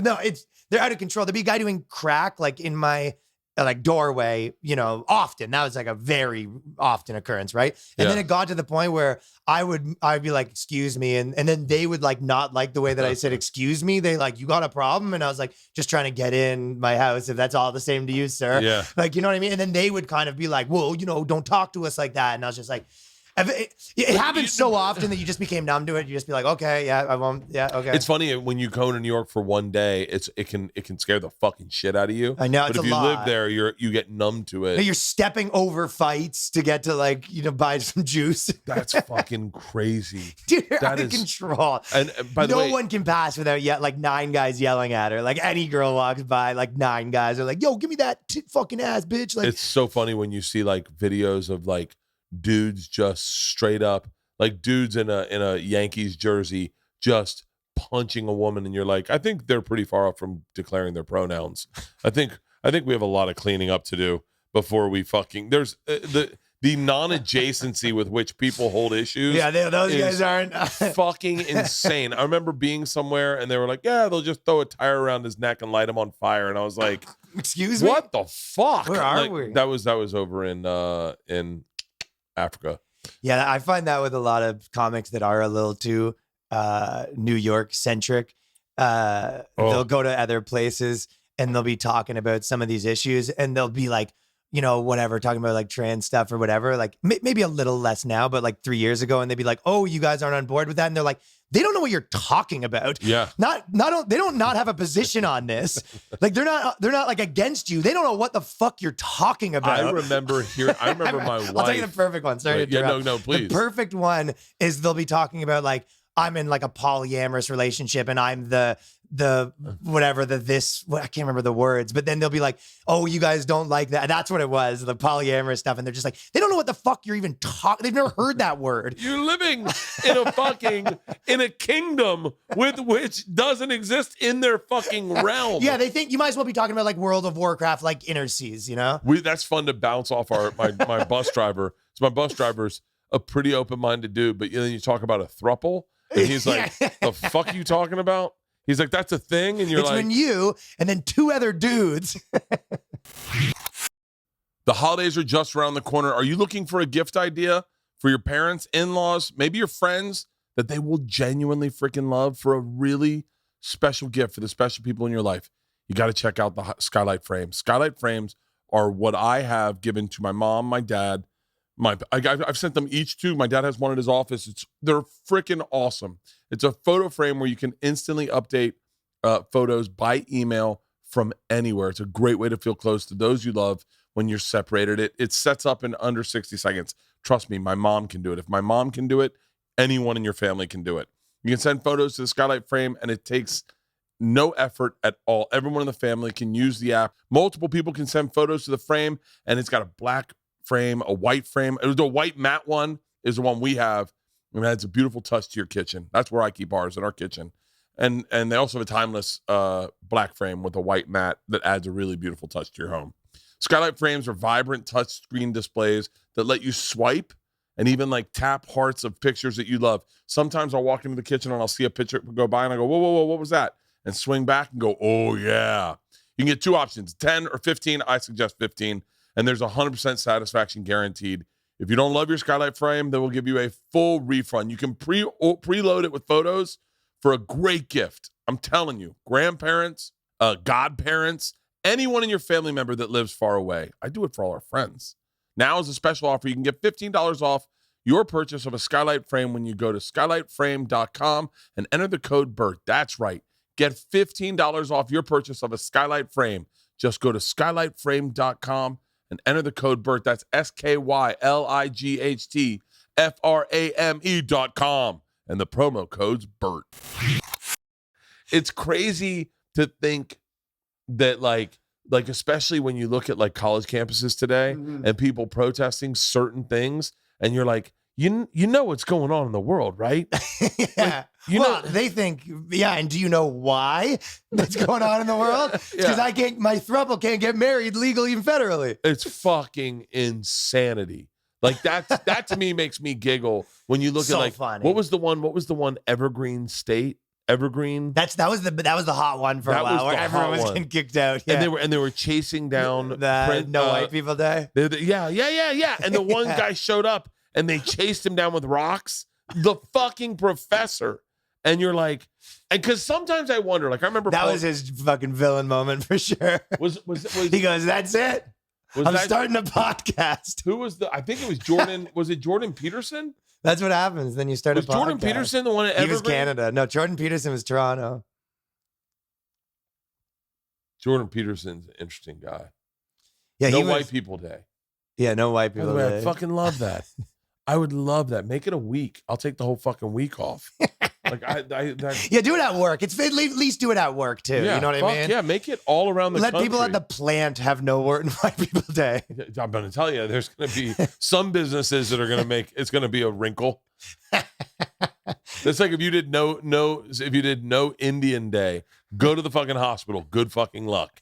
I want an Indian fucking doctor. That's all I trust. Indian or Asian. I do not want to fucking. There was a good 3 years where every month there was like a professor getting embroiled into a scandal and then becoming like a podcaster and becoming better at our jobs. was that? I mean, Jordan Peterson was a perfect. He was example the OG. Well, there's a few others that he was so good at talking. Oh, sure. He was so good at like. I'm always amazed that he goes. He does a new speech every night. They say, or he says. Is that true? Yeah, he does a new speech every night. Never does the same speech twice. But he's just his brain. Okay, well, I think that's one of the things where they're lectures almost, and he's he has probably thousands of lectures. Yeah, you know what I mean. No, Brett Weinstein. Brett Weinstein, that's the guy. Oh, that's Brett Weinstein. Yeah, I thought you knew that. I didn't. No. I know that guy. Of course, He's been on Rogan a bunch. Of course, a bunch. Yeah. Oh shit! I didn't know that was. Yeah. He's a little nerdier. Peterson's a little more. He was on Lex Luthor. Peterson's hot now. He's wearing the suits. Jordan Peterson really go to an early picture. Go an early picture of Jordan. Dude, that Peterson. was the biggest makeover story of all time. He's like a sex symbol now. He started eating fucking meat like a man. Yeah, only meat. Your children need to be dangerous. They need to be dangerous. Yeah, dude, he got sexy. Oh yeah, that's the hey, I think I can play bass picture of Jordan Peterson. There was a lot. You have to admit, though, that there's probably, like there's the kind of like public intellectuals that have worked out for. And I think Peterson had like he was probably like the most person on the pulse of what needed to be said at that moment. There's how many other guys where like they took their shot of like got fired and like, they didn't get on Rogan. They did like, they did like a couple inner city circuits. Wait, can you go back? Is that Jordan Peterson as a ventriloquist? Was I Jordan hope Peter so. a ventriloquist? Go to the puppet. Do you know what doll he has? Oh, that's his child. You never saw this? He has the terrorist doll. He has Ahmed. It's Olivia Wilde. He's the worst. He's doing like a Jeff Dunham thing right now. There was a moment where I mean, I don't mean this shitty, but like I don't listen to a ton of Jordan Peterson. It's way better for. I mean, a lot of it is like get your life together. Yeah, and I'm sure none of it applies to me. Pretty successful, like millionaire. Yeah. It's not. It's not something I'm going to draw. But there was a lot of those guys are really good for a 16-year-old that needs to get his shit together. Yeah, well, I mean, or a 25-year-old needs to get. What's his the shit difference? Together, This is a serious question. You ready? Serious question. What's the difference between Jordan Peterson and the Liver King? I would say some hair plugs, less steroids. But I mean, they're all saying roughly the same thing. Like, I don't mean this, no shit towards, I don't mean to shit on Jordan Peterson. They're different. I think they're different messages for different people. But it's the same fucking message, really, kind of. They all say the same thing. Everyone's saying the same thing these days. And I've once you hear it once, then you're like, I think I got it. Like, I agree with a lot of what Jordan Peterson says about raising children. Is that, you know, like you only get a few moments with them when they're babies, but it does last forever. I mean, that's a little different. I think a lot of people are saying that men need to stand up and be men. I think that's awesome. I also wonder, like, who the fuck isn't that? I mean, what cuckolded boy is going to be able to hear that message and then turn it around? I don't know. Well, you know what it is? I think that, yeah, it's like the right message at the right time that changes your brain pathways. And then once those pathways change, you're like, yeah, I got it. So I actually completely agree with that. But there is some of that, just everyone, you're like young and you're listening to everyone and you're like, you remember a point in your probably career where you're just like, oh, those people don't know what they're talking about. Like, you're probably listening to the wrong people. I can say their names and I'll say them off record. I had a moment where I realized these people I looked up to did not know what they were talking about, and they were lying. Very much, even if they did, not for you, they didn't. Yeah, and they were giving me advice based on their life experiences, which were nothing like my life experiences, and I literally had to go, oh wow. So what I started doing at that time, and you're gonna have to edit this name out too. And Joe Rogan. No, sorry. Keep that name in. And so, but I started looking at people and going, I'm going to witness them from, what is it called? 3,000 feet above, and find the things that I think they're fucking up doing. And I was like, I'll just witness that. And then I'm going to write those down as a list of shit I never do. So like one of the things I never did was try to fucking front and give a comic advice on how to get better at comedy or like, this is what you need to do. I just never did that, especially with material. And the people that are going to be great, that's like, no, they don't need that advice. Definitely. And the people that do need that advice won't use it. Yeah. Oh yeah.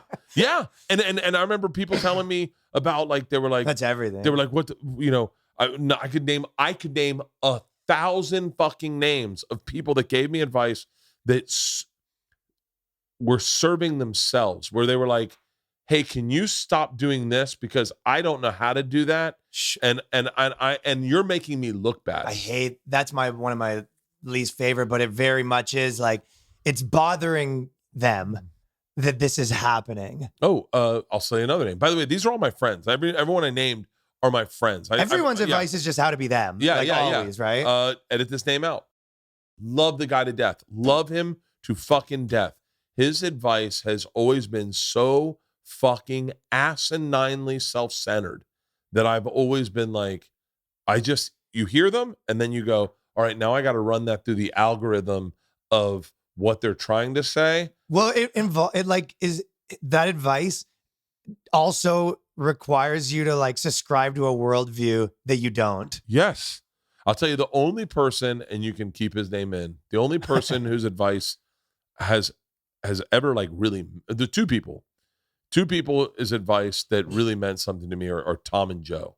Because like Tom's advice always is, it sometimes will be skewed for Tom, you know, like you can see it's coming out of that vehicle. But in Joe's same way, Joe's advice, I'm not talking like, I don't listen to health advice from Joe, because like Joe's on a fucking different path.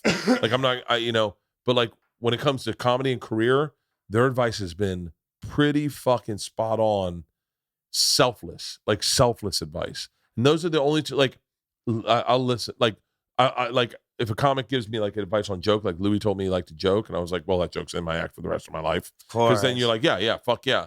But when it comes to like the business of like, this is what you need to do, dude, they're fucking morons. They don't know what you're optimizing for, first of all. Yeah. I've had that with, it's almost like in a guy, like, I don't know him like crazy well, but a little bit. And with Louis, and sometimes I feel like people that understand the world so good, it's like they don't even give you advice as much as sometimes they crystallize something that you've been working on. I remember something I've been thinking about a lot, and Louis C.K. I did this video, and he was like, yeah, he like was like positive on it, and he was like, I really like that, and he was like, yeah, it was kind of, when it came out, I was like, yeah, we don't have to be mad about that anymore. And I was like, that's such like something I'd been like struggling about how to think, because it's everyone else's advice would be like, do more of that. Yeah. Whereas really that is the answer. It's like it is like an unfortunate pill to swallow, but you like spend all this time kind of developing this theory, and then you like almost nail a thing, and then that's it. You move on. Yeah. And it's like, that's the real answer. But every advice you would get would be like,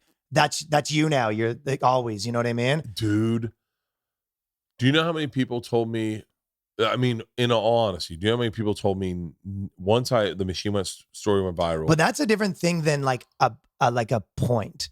Like, you know what I mean? The Machine thing. No. But they went, you need to stop telling that on stage. And they would say the opposite. And I would go, yeah, they'd be like, you're done with that now. And I'd be like, okay, but I'm at the show. Yeah, but that's not a point. That's like a vibe. Yeah. And I remember Ari Shafir. By the way, these are all my friends, the names I'm leaving in, and the ones I've talked that I've to edit out. I just do that because they're my friends and I respect them, and I don't want them to be like, dude, what the fuck? But like, I remember Ari telling me we did a show in Calgary, and he was like, we were doing the fest, the big rodeo up there, and then we were doing one show, and he was like, don't tell the Machine. And I was like, don't worry, I won't. And he goes, I know, good, don't tell it. And I said, I won't. It's a storytelling festival. So I went up, I told the story I told, it did well. I got off stage and they started booing and chanting the Machine. And Ari went up and he could not right the boat. They would not let him speak. And they were yelling, the Machine. And Ari was like, and this looked at me, he goes, I guess I'm wrong. Yeah. And I was like, again, he goes, just come up and tell it. Yeah. And so I came up. They went crazy, and they were like, he didn't understand the phenomenon. Well, it's not even a phenomenon, but it's just like, it's like, yeah, like Bill, Louis, Joe, Tom, myself, even like when I do an hour, it's over. But I got one thing that just kind of resonated, and it's like, it was a different thing. And it's like, it's a different thing. And why not? Why, when you're up there, why ignore what you feel for what another comic says? Like, why take the advice of a comic that you respect when you go, but you're not standing where I'm standing. It's the instinct. Like, I remember Ralphie used to do encores, and everyone's like, that's so cheap. But then, and if you followed him, it was tough. Like when he did encores. Wait, he did encores when he wasn't last? He did encores when he wasn't last. I mean, that's crazy. Dude, if someone was like featuring for me. I can't believe it. He did encores when he wasn't last. I can't. That's crazy. Yeah. He would do encores at the store. He would do encore. I swear to God. And I will tell you, you couldn't follow his encore. Yeah, encore is tough to follow. He was, especially when he's got the fireworks set up. I remember him coming off stage at the store, and I was about to go up, and I was like, wait, you didn't say my name. He's like, 1 second, player. 1 second. Give me 1 second, player. All right, I'll be back in 2. And he goes back and he's like, all right, you guys wanted more? And they go fucking nuts. I said, you wanted more? Man, I'm tired. These girls looking for big dick. You don't want big dick, ladies. You want baby dick. Come on, baby. And he would do encores. That's the show's over energy, though, for sure. Oh, yeah. Oh, and then he'd be like, all right. Thank you. You are too nice. Have a good night, smash. They're making me leave now. I don't want to leave. All right, I'm going to bring your hands. Put your hands together for Bert Kreischer. All right, baby. And then he's like, good luck, motherfucker. And you'd be like, fuck. Yeah, you're like, thanks. That's also he's opening for you, like recording a special. And by the way, anyone who knows Ralphie knows that he didn't say motherfucker. He dropped an M-bomb in your ear. he was the he Wild. was a monster. But you can't listen to anyone. There's those little things where I can picture like 3 points or something in my life where it's like I almost changed the way I like think of everything. You know what I mean? Yeah. And then you're like, I can, I remember like Tim Ferriss, I'm sure you know. Yeah. It's not even like him specifically as much as like him, like James Altucher, who I like really like. There's like the whole. I know. How do I know James Altucher? Hold on. Altucher. How do I know that guy? He did. What did he do? Well, he made a book called Choose Yourself, and he's one of those guys. And he's like the man, but he's like he owns Stand Up New York, and he did the New York his dead comment. That's how I know. He's got one of the best jokes. He's the man, dude. He goes. He's at Andrew Tate on. Yeah, he goes. I just got my 23andMe. Did you ever hear this joke? No. And he goes, I'm 99% Ashkenazi Jew and 2% or 1% sub-Saharan Africa. Well, we know that wasn't a date. That's good. It's a good joke. I know that guy. He's the best. And those guys kind of they were like, Silicon Valley cowboy types. And they were just subscribing to this whole new way of like, what if you just like everything that everyone thinks about, like how to build a business, how to live your life, you just like start it again. Yeah. And it really, I feel like the most thing that it changed my like opinion on was the way I was always like, have you ever had a thing where you're dating someone or maybe it's with your wife where you're like, and we'll hang out from like 4 to 6 and they're like, what, you're slotting me in? And it's sort of, it like really bothers people. Yeah. And those guys spoke about that. Like, yeah, of course. Like that's how that's how you operate like a successful life. It's like, you need to do this. And it was very like, yeah. And they're like, yeah. And they're going to push back. People aren't going to like it. And it was this whole, one of those things where you're like, yeah, but I do that and people don't like it. And then being like, yeah, no one likes this, but this is what you have to do. And it kind of, that was like a shift of like the way that I look at like a lot of things. You're just like, yeah, a lot of these ways that you're going to have to do to live your life, people are going to hate it. Even though sometimes the way you think of like writing jokes, people are going to hate it, but like, that's how you're going to have to do it. And maybe you'll have to lie to people even, but this is how you have to do it. Oh, my wife hates the Be like, I don't write. Yeah. I completely am obsessed with stand-up. That's all I think about is jokes all day long. I cannot not think of a joke. And she's like, can't you just turn it off? And I go, like, I wouldn't want to turn it off. Would you think I'd want to think like you? Yeah, I don't want to. Yeah. Do you think I'd want to just sit in a hammock and stare at a tree? My brain's way too active for that. I can't. So we're either getting plastered or I'm thinking. Yeah. And I was saying to her the other day, she was like, maybe you should just keep not drinking. And I go, yeah, but I like the highs I get. She goes, yeah, but you also get lows. I said, yeah, but I'm willing to deal with them for the highs. The highs sparkle. The highs like fucking pop.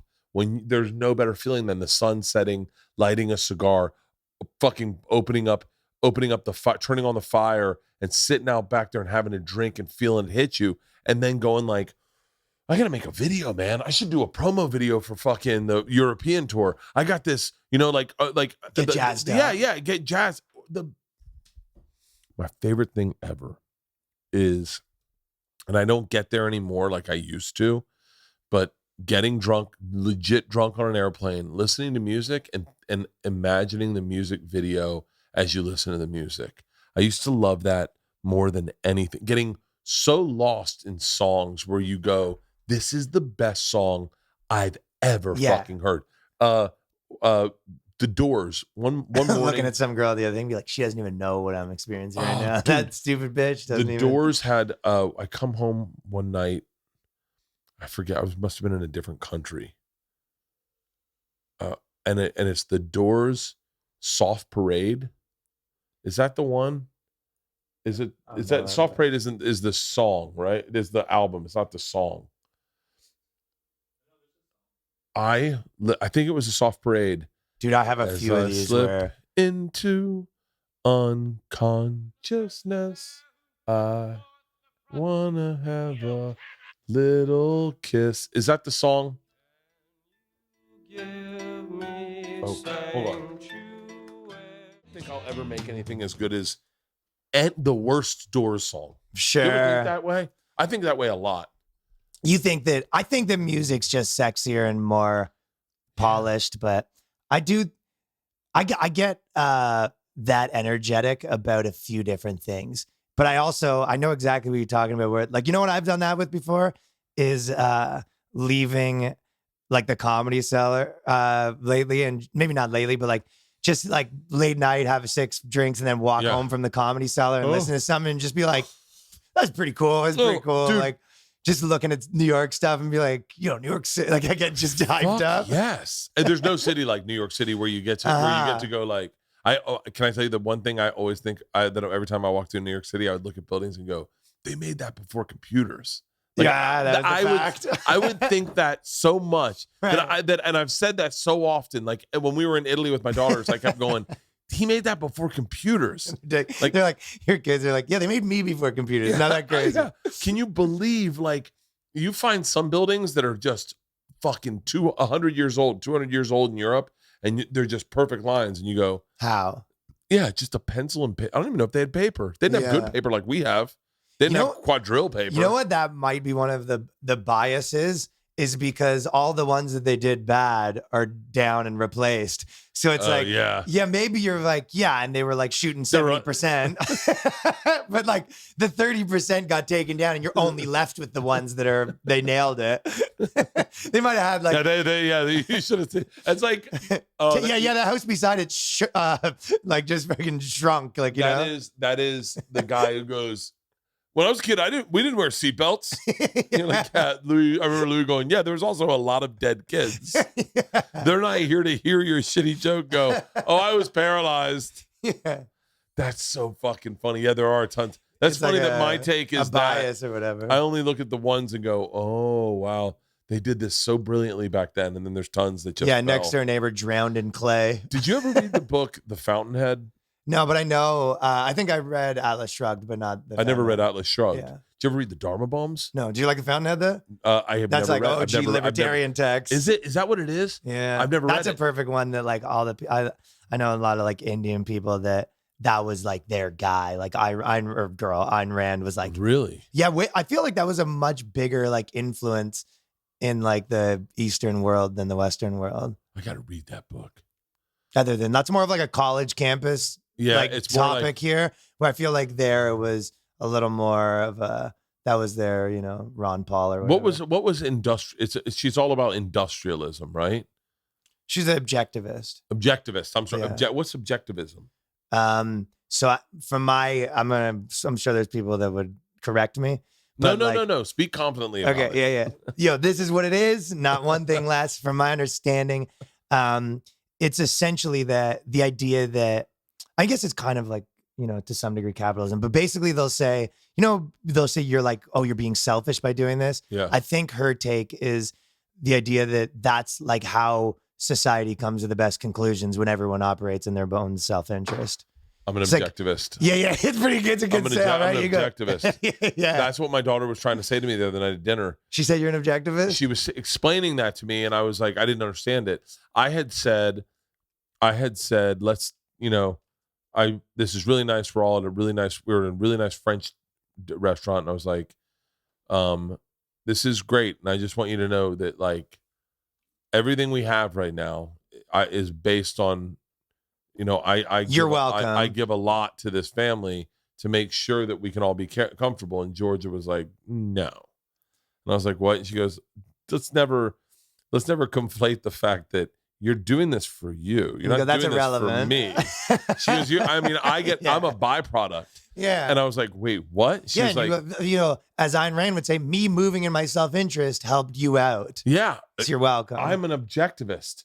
Shut the fuck up. But I think it's, the idea of like, it's his own happiness as his purpose of his life. His own. It's sort of like a political philosophy and like a life thing. So it's kind of like in between, I think. So the concept of man as a heroic being with his own happiness as being the moral purpose of his life, with productive achievement as his noblest activity and reason as his only absolute. So I cheated on every chick I was ever with before my wife. Never cheated on my wife. And that's why the world's in, unison right now. Yeah. That's why you're like I was an objectivist. Yeah. I really That's such a good sell. I really honestly believed this sounds so horrible, but I'm the only one I can prove that feels. I'm the one that I need to take care of.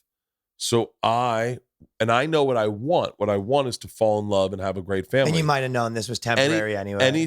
Anything before that is temporary, and anything that's temporary is I'm willing to disregard. Yeah, it's irrelevant. And it's irrelevant to me. It was, and I mean this like, it sounds horrible, but I remember going like, not that I was so callous because I wasn't with that many chicks, but that I'd go like leave a girl in a bar to go to another bar. But I remember thinking like, if I meet someone that I fall in love with and more than you, and I'm not committed to you, then I will leave you for her, because that's. And she's like, maybe don't say this before sex. Yeah. But that is the purpose of life. Yeah. I think that there is what, like I just read there too, the idea of like one of the definite, I don't even know how anyone could disagree with this, is like the purpose of life is having purpose, but to some degree, like, is there, you know what I mean? Like, yeah. I don't know if I necessarily, how you think about happiness, but it's like, happiness is one thing, but it's like when you probably the least bad you feel is probably when you're the most purposeful. Like, yeah, that's probably, I even find that like when I'm working on one thing as opposed to like 5 things, or it's, it's like when you're really like zoned in on a thing that you're like building, and, I feel like that's for me the most, when I'm like the most at peace, or whatever you want to call it. Oh, when I'm going from the podcast studio to the kitchen to the car to go to a meeting, that's when I'm at my happiest, because I'm not thinking about food. I'm not thinking about alcohol. I'm not thinking about weed or pills or anything. I'm thinking about doing. Yeah. Like that energy of like, when's this? Okay, let's go. I love that. Like tonight I have, Leanne's like, our friend's turning 50 tonight. So we have a dinner party, and she's like, party starts at 7. Party starts at 6. You can get there at 5. And I went, no. I'm not wrapping up a podcast early. I would rather go. And then I have a car picking me up at 8 to go to the airport. I said, I would rather go, or maybe 7. I was like, I'd rather move from one to the other and be seamless and flowing. So that's a flow state. So that when I sit down in the airport or at whatever, that I go, this is the first moment of break I've had.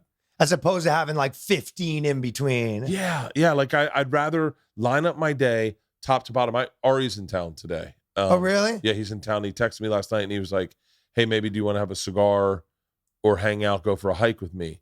And I was like, in my head, I was like, can I squeeze one more in? I literally was like, well, hold on. What if I move Ryan up by an hour? And I was like, well, I think, and then I hit up Pete, and he was like, oh no, we have reads in between then. And so I was like, and I hit Ari up. I was like, yo, I start at 8 a.m. and I don't end it until 11 o'clock, at night. And then we get on the red eye. So I don't have time. And he was like, for real? He was like, you're working too hard. And I felt like going, oh no, I'm working just right. Like, yeah, you're like, that was a good day. Yeah, that's where you feel productive. You worked out, you burn calories, you're so busy, you're not eating. And if you feel like it's the right thing, I feel like if you're working too hard and it's like in the wrong direction, that's when you're really like, what are we doing here? And I'm sober right now. So part of me goes, when you're sober, then what are you going to do? Right. Like, honestly. Yeah, what else are we doing? Like, look, if I was drinking or not, if I was drinking tonight, I would have had a drink already on this podcast. Without a doubt, I would have had a drink with you. Yeah, I could have cranked without a fucking doubt. Without a fucking doubt. But, and I would have just drank the whole night and then drank into tomorrow, and then I would have been hungover tomorrow, but I would just wake up. I don't know how I did it when I drank. Like, I'm looking back now going like, how did I get through the days? Like, because I just push it.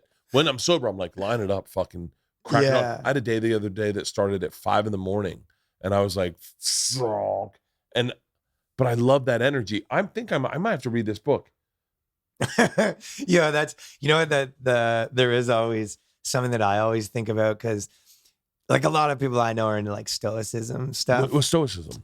Stoicism is essentially, do you know like Ryan Holiday? He's around. He's the guy who kind of like why I know about it. How do I know he's always Ryan on the Holiday? podcast circuit. Yeah. But it was, so I think a lot of the Silicon Valley guys are into it, but essentially it is, kind of the idea that like very nothing affects you kind of thing, right?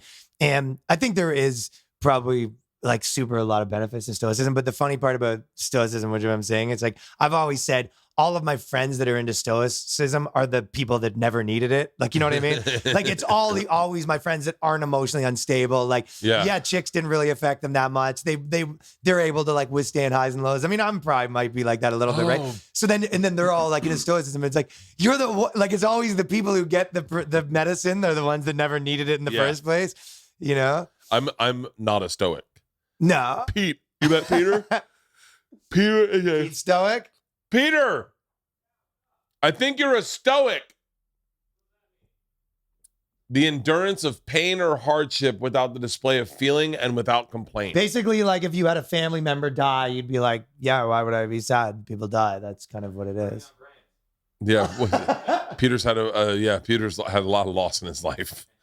And he just he's. Were you stoic about it? Yeah. Peter does not get moved. Like someone calls you and says, I'm so sorry. And you go, for what? That's how the world works. Like, well, he's never been in love. Really? Well, since we found out that you've never been in love. But he just. Well, love's not real, so. Yeah. Pete, do you feel like stoic? To go back to, he's hardcore Bert's stoic. An objectivist. Go back to, I'm an objectivist. Go back to objectivism. Do you feel like. I'm a Satanist. The concept of man as a hero, as a heroic being with his own happiness as the moral purpose of his life, with productive achievement as his noblest activity and reason as his only absolute. Like that was written for you. Thank you. I'm a hardcore objectivist. But that's so funny. My daughter called me this and I was like, she was reading like Ayn Rand. Reading Ayn Rand and was like, oh, you're Peter Keating or whatever. I must be whatever the fucking guy. She must have been reading this book and been like, that's my dad. yeah, it's about that's my dad. And then threw it at me at dinner when I tried to be. And she threw it at you like an insult. No. Oh, it was just like okay. Reason. Like she was like, hold on. Like it was funny because I feel like college kid like girls don't like objectivists, I think. I don't think so. And they probably don't like stoics, although that's who they end up dating is stoics, because stoics get all the pussy.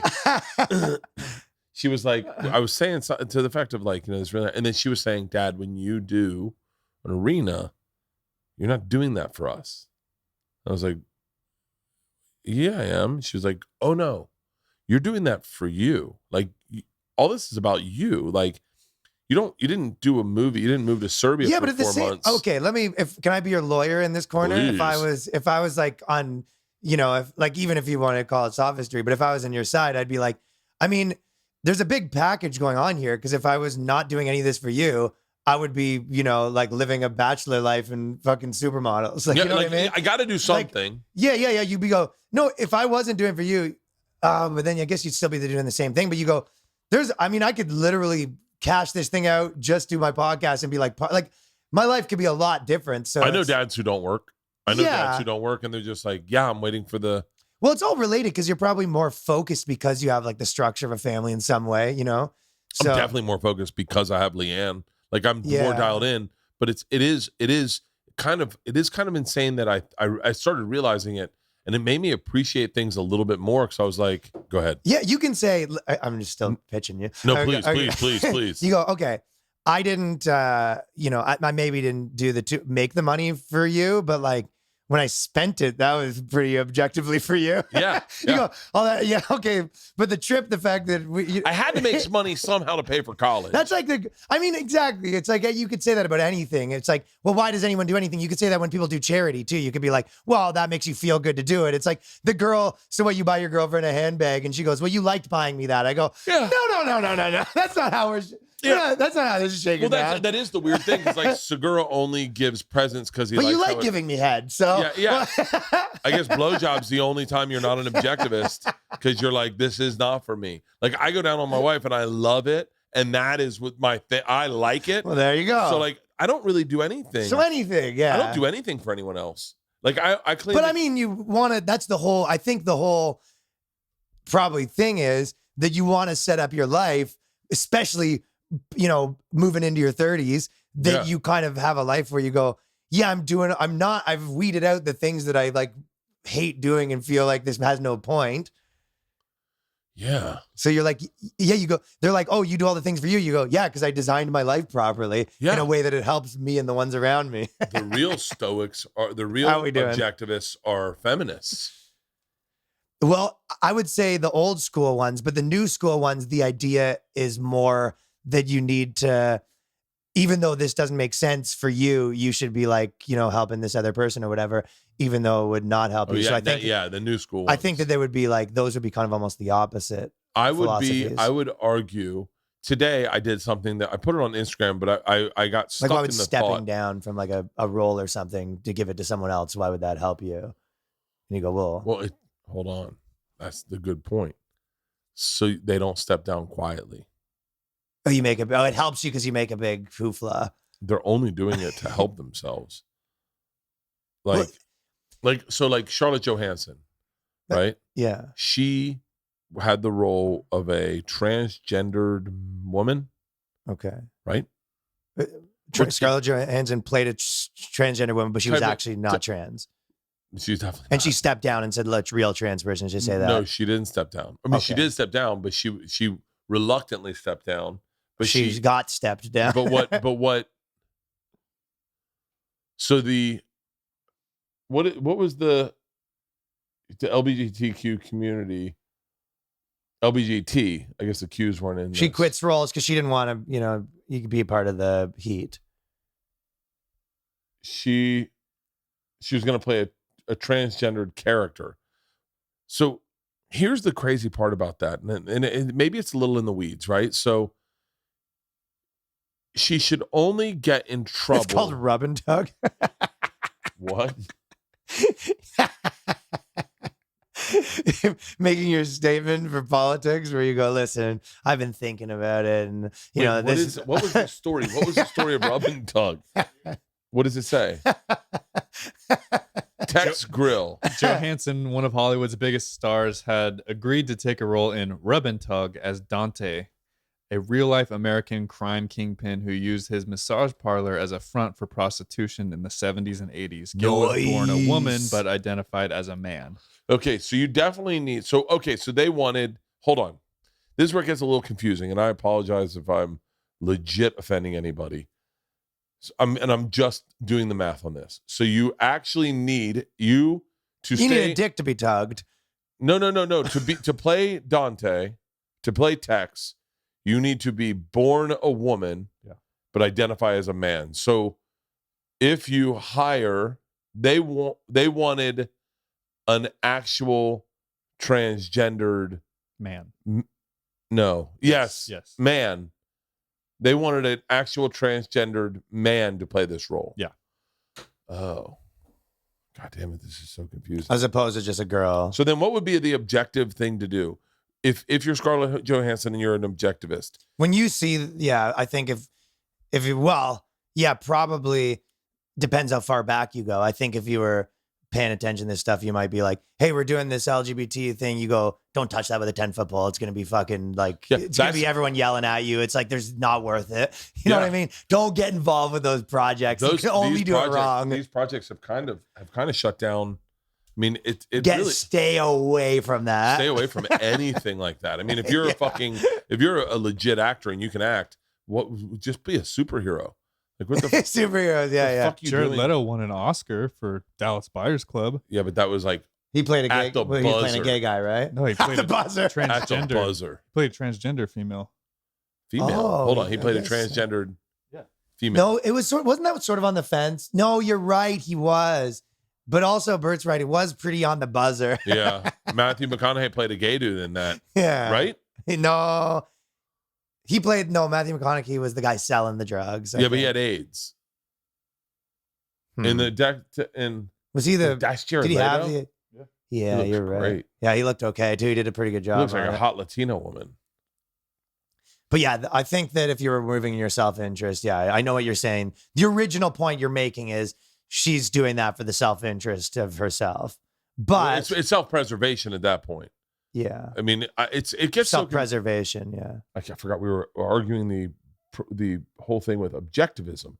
But It's that goes so back to tricky. the original thing you're sort of saying. You're right. It is getting a little murky in this convo, but like the idea of, I think that's the thing is like, is any act really selfless? Right. And I think that's like the point that a million people made. Me going on stage is not selfless, even though I don't want to go. Even like lending a friend money isn't self. Like there's nothing that's truly, I mean, it just depends on how you look at it, but you go, hey, if what it doesn't matter, like that doesn't matter if it wasn't like, and then I wouldn't have done it if I didn't like add up. Giving your life for someone is selfless, right? You're right. That's probably but no, because maybe you're kind of like, they're going to remember me. Like you're kind of, I've always thought that's how I'll go out, is giving my life for like a truck full of kids. But yeah, all that matters is if a truck full, that's so funny. Like it comes through like a pickup truck comes with 3 kids and you're like, is this enough? And you're like, you didn't save the kids. You're like, kind of was thinking of I'd die for a truck. By the way, after I just told you of not standing up for an indigenous black person at a Rite Aid. No, yeah, but if it was a truck full of kids, it's no truck full of kids, put it that way. That would be a great game show. It's called Selflessness. Yeah. And you just put people in moments where they can be selfless, and you see if they're selfish or selfless. It's candid camera for ego. It is. Oh, it's a hidden camera. It's hidden camera, yeah. But in moments where you find out what people are made of. Just ruining people's lives. Oh, I guess it is ruining people's lives. Shit. I want to do a show called I Love You More Than You Love Me. And it's me versus my wife.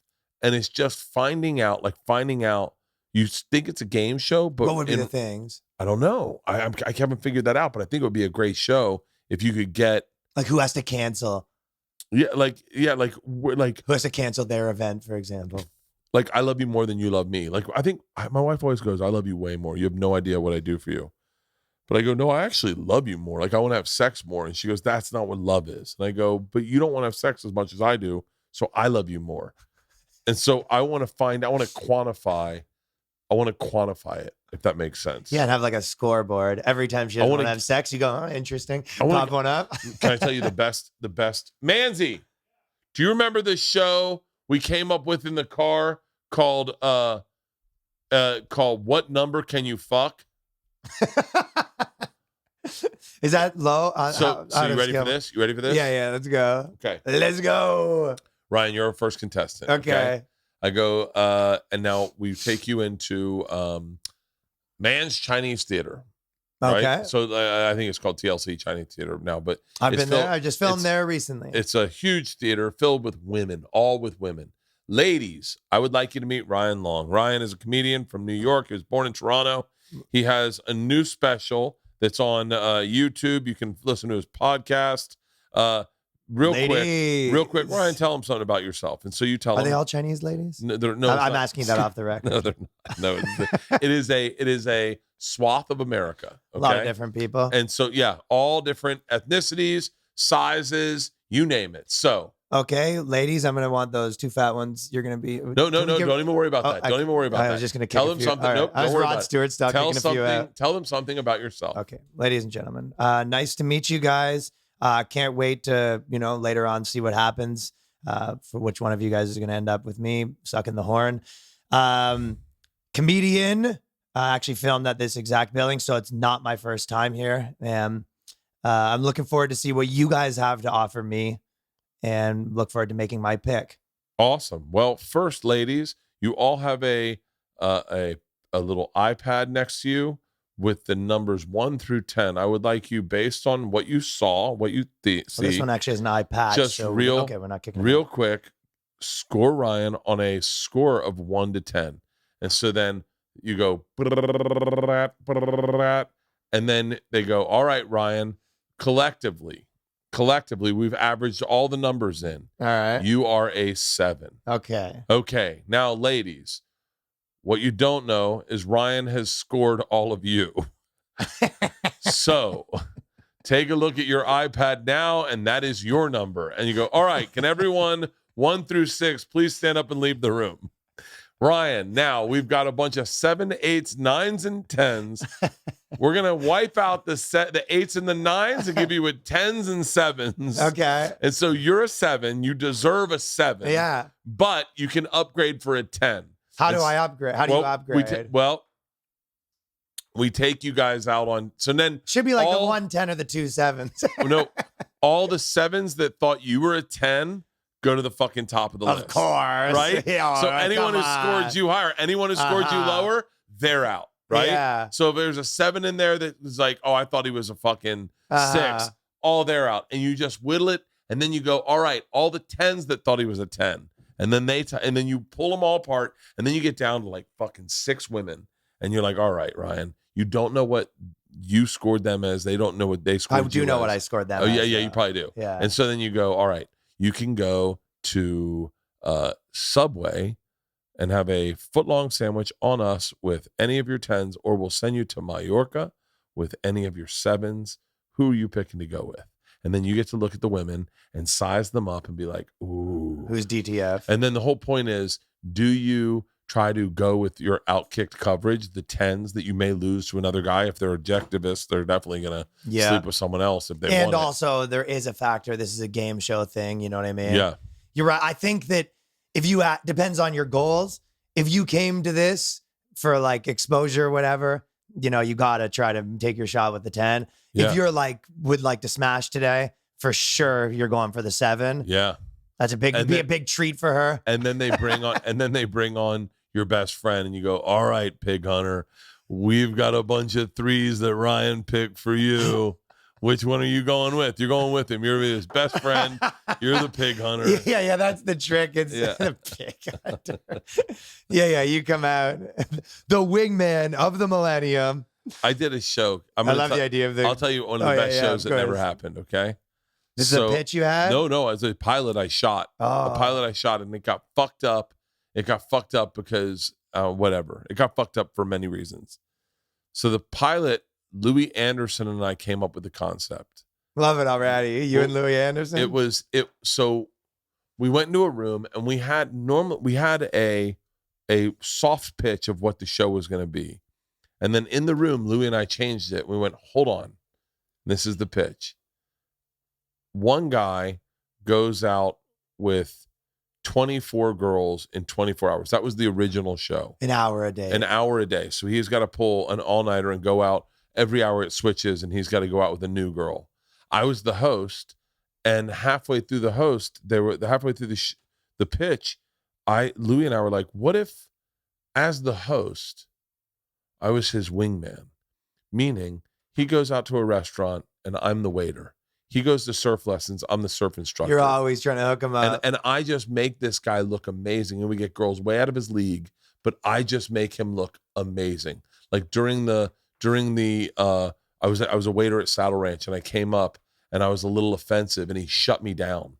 And he was like, hey man, I don't stand for that. Yeah, you're on the games. And the girl's like, wow, that was cool. And she's like, we're on television. And he was like, I don't give a shit. No one talks like that. That's not cool.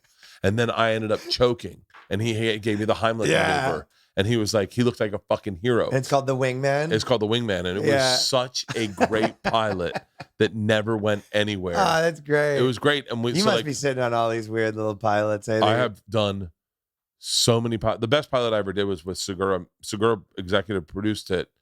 I wouldn't say Segura, in typical Tom fashion, came in and took over the pilot. He walked in, and he's just not, Tom doesn't play well with others. I think that's the name of his book.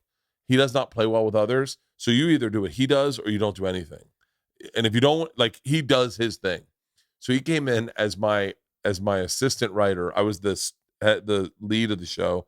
He was the assistant writer, and real quick took over fired everyone, even the executive producers. Like, hey, I don't think you have that power. He's like, gone. He fired everyone, became the head writer and executive producer of the show in a matter of days. In a matter of days, like, no one knows what they're doing.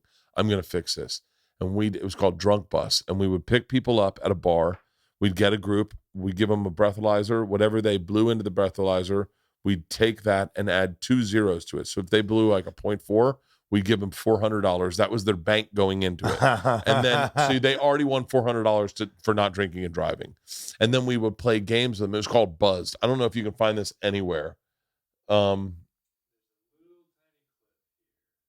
no way. That's it. That's it. That's it. That's it. That's it. Oh, put the headsets on. This is the fucking, this is it. Oh, such a great fucking pilot. The birth of my second child. Have you guys been drinking? Yeah. You guys want to get the bus with me? Absolutely. You win money? You guys can walk away with like up to $600. Yeah. I've got a tricked out bus, a driver, and a pocket full of cash. That's my voice. Isn't that crazy? For not driving drunk. All you've got to do, play the game. You think it's higher pitch there? Yeah, wait. I don't want to point this out, but we are on TV, and no one's wearing lipstick. Uh-oh. Carrie, if you can apply one of my favorite things, dark red lipstick, to Lindsay, I'll give you $50. She has to do it in her boobs. No. Yeah. Yeah, she has to do it in her boobs. Can we just challenge her? That's me talking to Tom. Yeah. Yeah, in your boobs. In your boobs. Because we've done this before. Okay. Here, hold on. Let me put on the safety goggles. All right, so that was basically Tom wrote the most offensive game show jokes and the most offensive show, and there was no rules, and literally one of the first things, we just get these girls in, and I have a headset in, and I was like, and she was supposed to do it with her feet, and because she'd get it all over her face. She was with my tits, and I hear Tom in my ear go, yes, with her tits. And then I was like, can we change it? And he was like, change it. Give them fucking money. Put her tits out on this camera. Yes, tits. He had a bit called Lick It or Stick It, where we put up a Hollywood celebrity, and you had to guess if they were a lesbian or straight. Lick it or stick it. And one of the ones was Jamie Lee Curtis. And the guy's like, and I go, lick it or stick it. And Tom's whole thing was Tom thought she was born with both genitalia. And he was like, she's born with both, he's in my ear. She's born with both genitalia. And I put it up and I go, lick it or stick it. And he goes, it's both. He's in my ear. It's both. And the guy goes, stick it. My dad had sex with her. And Tom goes, hold on. Find out if she's a hermaphrodite. And I go, wait, I thought she had both genitalia. And he goes, no, but would my dad tell me he fucked a dude? Probably not. And Tom goes, $1,000 to call his dad. And I go, $1,000 to call your dad. And he goes, Dad, did you have sex with Jamie Lee Curtis? And he goes, affirmative. And it's like 12 at night. Affirmative. And he goes, does she have a penis? And he goes, negative. And he clicks. I go, 1,000. It was the funnest fucking show. Yo, that's so crappy that didn't make it. They couldn't sell ad sales to it because of the alcohol. Too wild. Oh, yeah. Because of the alcohol. Too much alcohol and everyone was fucking hammered. We played a game called. This is crazy because you're like, how do you not know that before we made the pilot? Like, yeah, we played a game called Mexican or Not a Mexican, and we only play with Mexicans. all these shows, like, and it was the fucking show. Think they'd make that now? No. Lick it or stick it. Lick it or stick it. All right, we've done 2 hours. We should probably wrap this up. So the special Lick on it or stick YouTube. it, I love it. White Immigrant, youtube.com/Ryan Long Comedy. New video every Monday. I do sketches and street interviews. The Boys Cast with Ryan Long. I'm going to be in Austin next weekend. I don't know when this comes out, but yeah. Nice. I'm going to be doing Creek and Cave weekend. Oh, shit. Yeah, I got a bunch of next weekend? Yep. I'm there. Are you there? Yeah, I was going to maybe drop by potentially. Oh, no, I'm sorry. Tony. That's in November. Oh, okay. I'm there November 1st. Yeah, what's this, October? Yeah. Wait, no. That makes sense. No, not this week. Like, yeah, you're there the 1st? November 1st. This weekend's the 28th, 29th. Next weekend is the 4th, 5th. I'm in Laguna on the 4th and 5th. Okay, you're there for the week. I'm there for the weekdays. Gotcha. Do 2 Bears, 1 Cave, and oh, hell yeah. Yeah. Oh yeah, you guys live. That's weird. I forget you live in different places, so you fly there every time. Yeah, it's kind of crazy, right? That is kind of crazy. Fucking asshole. Yeah, it is. That's wild. I don't know why I didn't even think of that. Yeah. There's a lot of people in LA doing that. Like, doing. Theo flies back and forth. Just Steve Byrne was here yesterday. It's insane that. Yeah, that's wild. Why don't we just all live in the same fucking place? Yeah, fuck. Fucking Rogan fucked everyone. Yeah, if he hadn't moved, no one would have fucking moved. I went there. It was like, it is pretty sick, but I can understand like all the other comics. They're like, everyone's like, Austin's a spot. You're like, yeah, I mean, if you're one of Joe Rogan's 4 friends, yeah. For all those other people, it ain't so great. I mean, I can't imagine. He's I had a like blast when I was there, dude. yeah. I did like Kill Tony and went out with all those guys and Ron White, and Tony had this like cool like jazz bar where his band plays at, and like it Oh, was just really? the best. It was like super fun, Oh, like that's 3 days cool. that I spent there. Yeah. Yeah, Austin's pretty fun. I mean, I have fun there. I feel like it's a second home. I'm there so much, but I only live in like 1 square mile, really. I go to the Vulcan or like whatever the fucking 6 mile square. The Totally. Vulcan, some sushi place. Yeah, what else are Rogan's we podcast, doing? Tom's podcast, Tom's house. That's it. I went to I a know. soccer game once. That's it. But yeah, that's exactly how I felt when I was there. I was like, this is probably not permanent, but it was a little spot. But other I than that, gotta- yeah, Austin. I then- would love to have you back on the podcast when I'm drinking. Yeah, dude. I would love we to could have a rock cocktail out. with you. Yeah, yeah. I'm bummed we couldn't drink. And thank you. I'm sorry the last time I had emergency oral surgery. Oh, dude, I'm fucking, of course, that should which happen. ended well because they were supposed to rip out all my teeth and break my jaw. Every time you come to LA, you got to do like a couple things. So it's not, whatever. Yeah. This is the world. But, Dude. And then also, let me say one more thing. If people are in, because I am doing a Toronto show where I'm doing like 2,000 seats or whatever. So if you're in Toronto, come out to that. And then Detroit. What's the Buffalo. name of it? I'm doing Paradise Theater, but I'm doing like a bunch of them. Really? Yeah. What is? I might film it too. I would definitely film it. It's like I literally can't see. I was on a anything. tour for the last month and a half to the point where like my brain was like frying. Like I was doing like one nighters, like 2 shows a night kind of thing. But I know that now feeling. I'm just gonna do like some weekends for that. Wait, when are you in Toronto? I'm on Toronto December 9th. I'm there you're there the 9th. Yeah. I'm there the 16th, 17th. Maybe it might be longer though. Probably like, I'm in Anchorage 15th. then. what are you doing? Where's Anchorage? I'm doing the Alaskan Airlines Arena. Really? Yeah, doing Where's 2 shows. Anchorage? One on the 16th and one Alaska. Right above the Yukon. Alaska. Right above the Yukon. That was the thing I was talking about. People do it. Full circle. Arena, baby. they got to fly people in just to fill that place. No. The arenas aren't the same size as the That'd be arenas here. so cool, dude. Yeah. It should be fun. Alaska We'll see. Arena. Yeah, that's badass. It's like I think it's a hockey arena. Hockeys are smaller arenas. They are, yeah, and the way they're like set up pretty good to do comedy, like because you do a third of it. Yeah, you know what? It is a hockey arena, but it's probably also not an NHL. Well, I know for a fact it's not an NHL arena, No. so it'd be essentially like a junior hockey arena. But It'll like be fun. that'd be Those awesome. that's actually a really good size. Those are like I've never done. I mean, I've done the bigger arenas like PD Paint or whatever, PDH Paint, but like those are like legit fun. 5,000, 10,000 people. Those are the fun ones. the best. Yeah, Yeah. yeah. No, that would be so cool. I appreciate you doing this, brother. Yeah, man, you're Thank the you best. so Yeah, much. it's so great. Everyone, check out his special. Check out the podcast, but more importantly, follow him on Instagram. You're a great follow, man. Thank you, brother. Thank you, brother.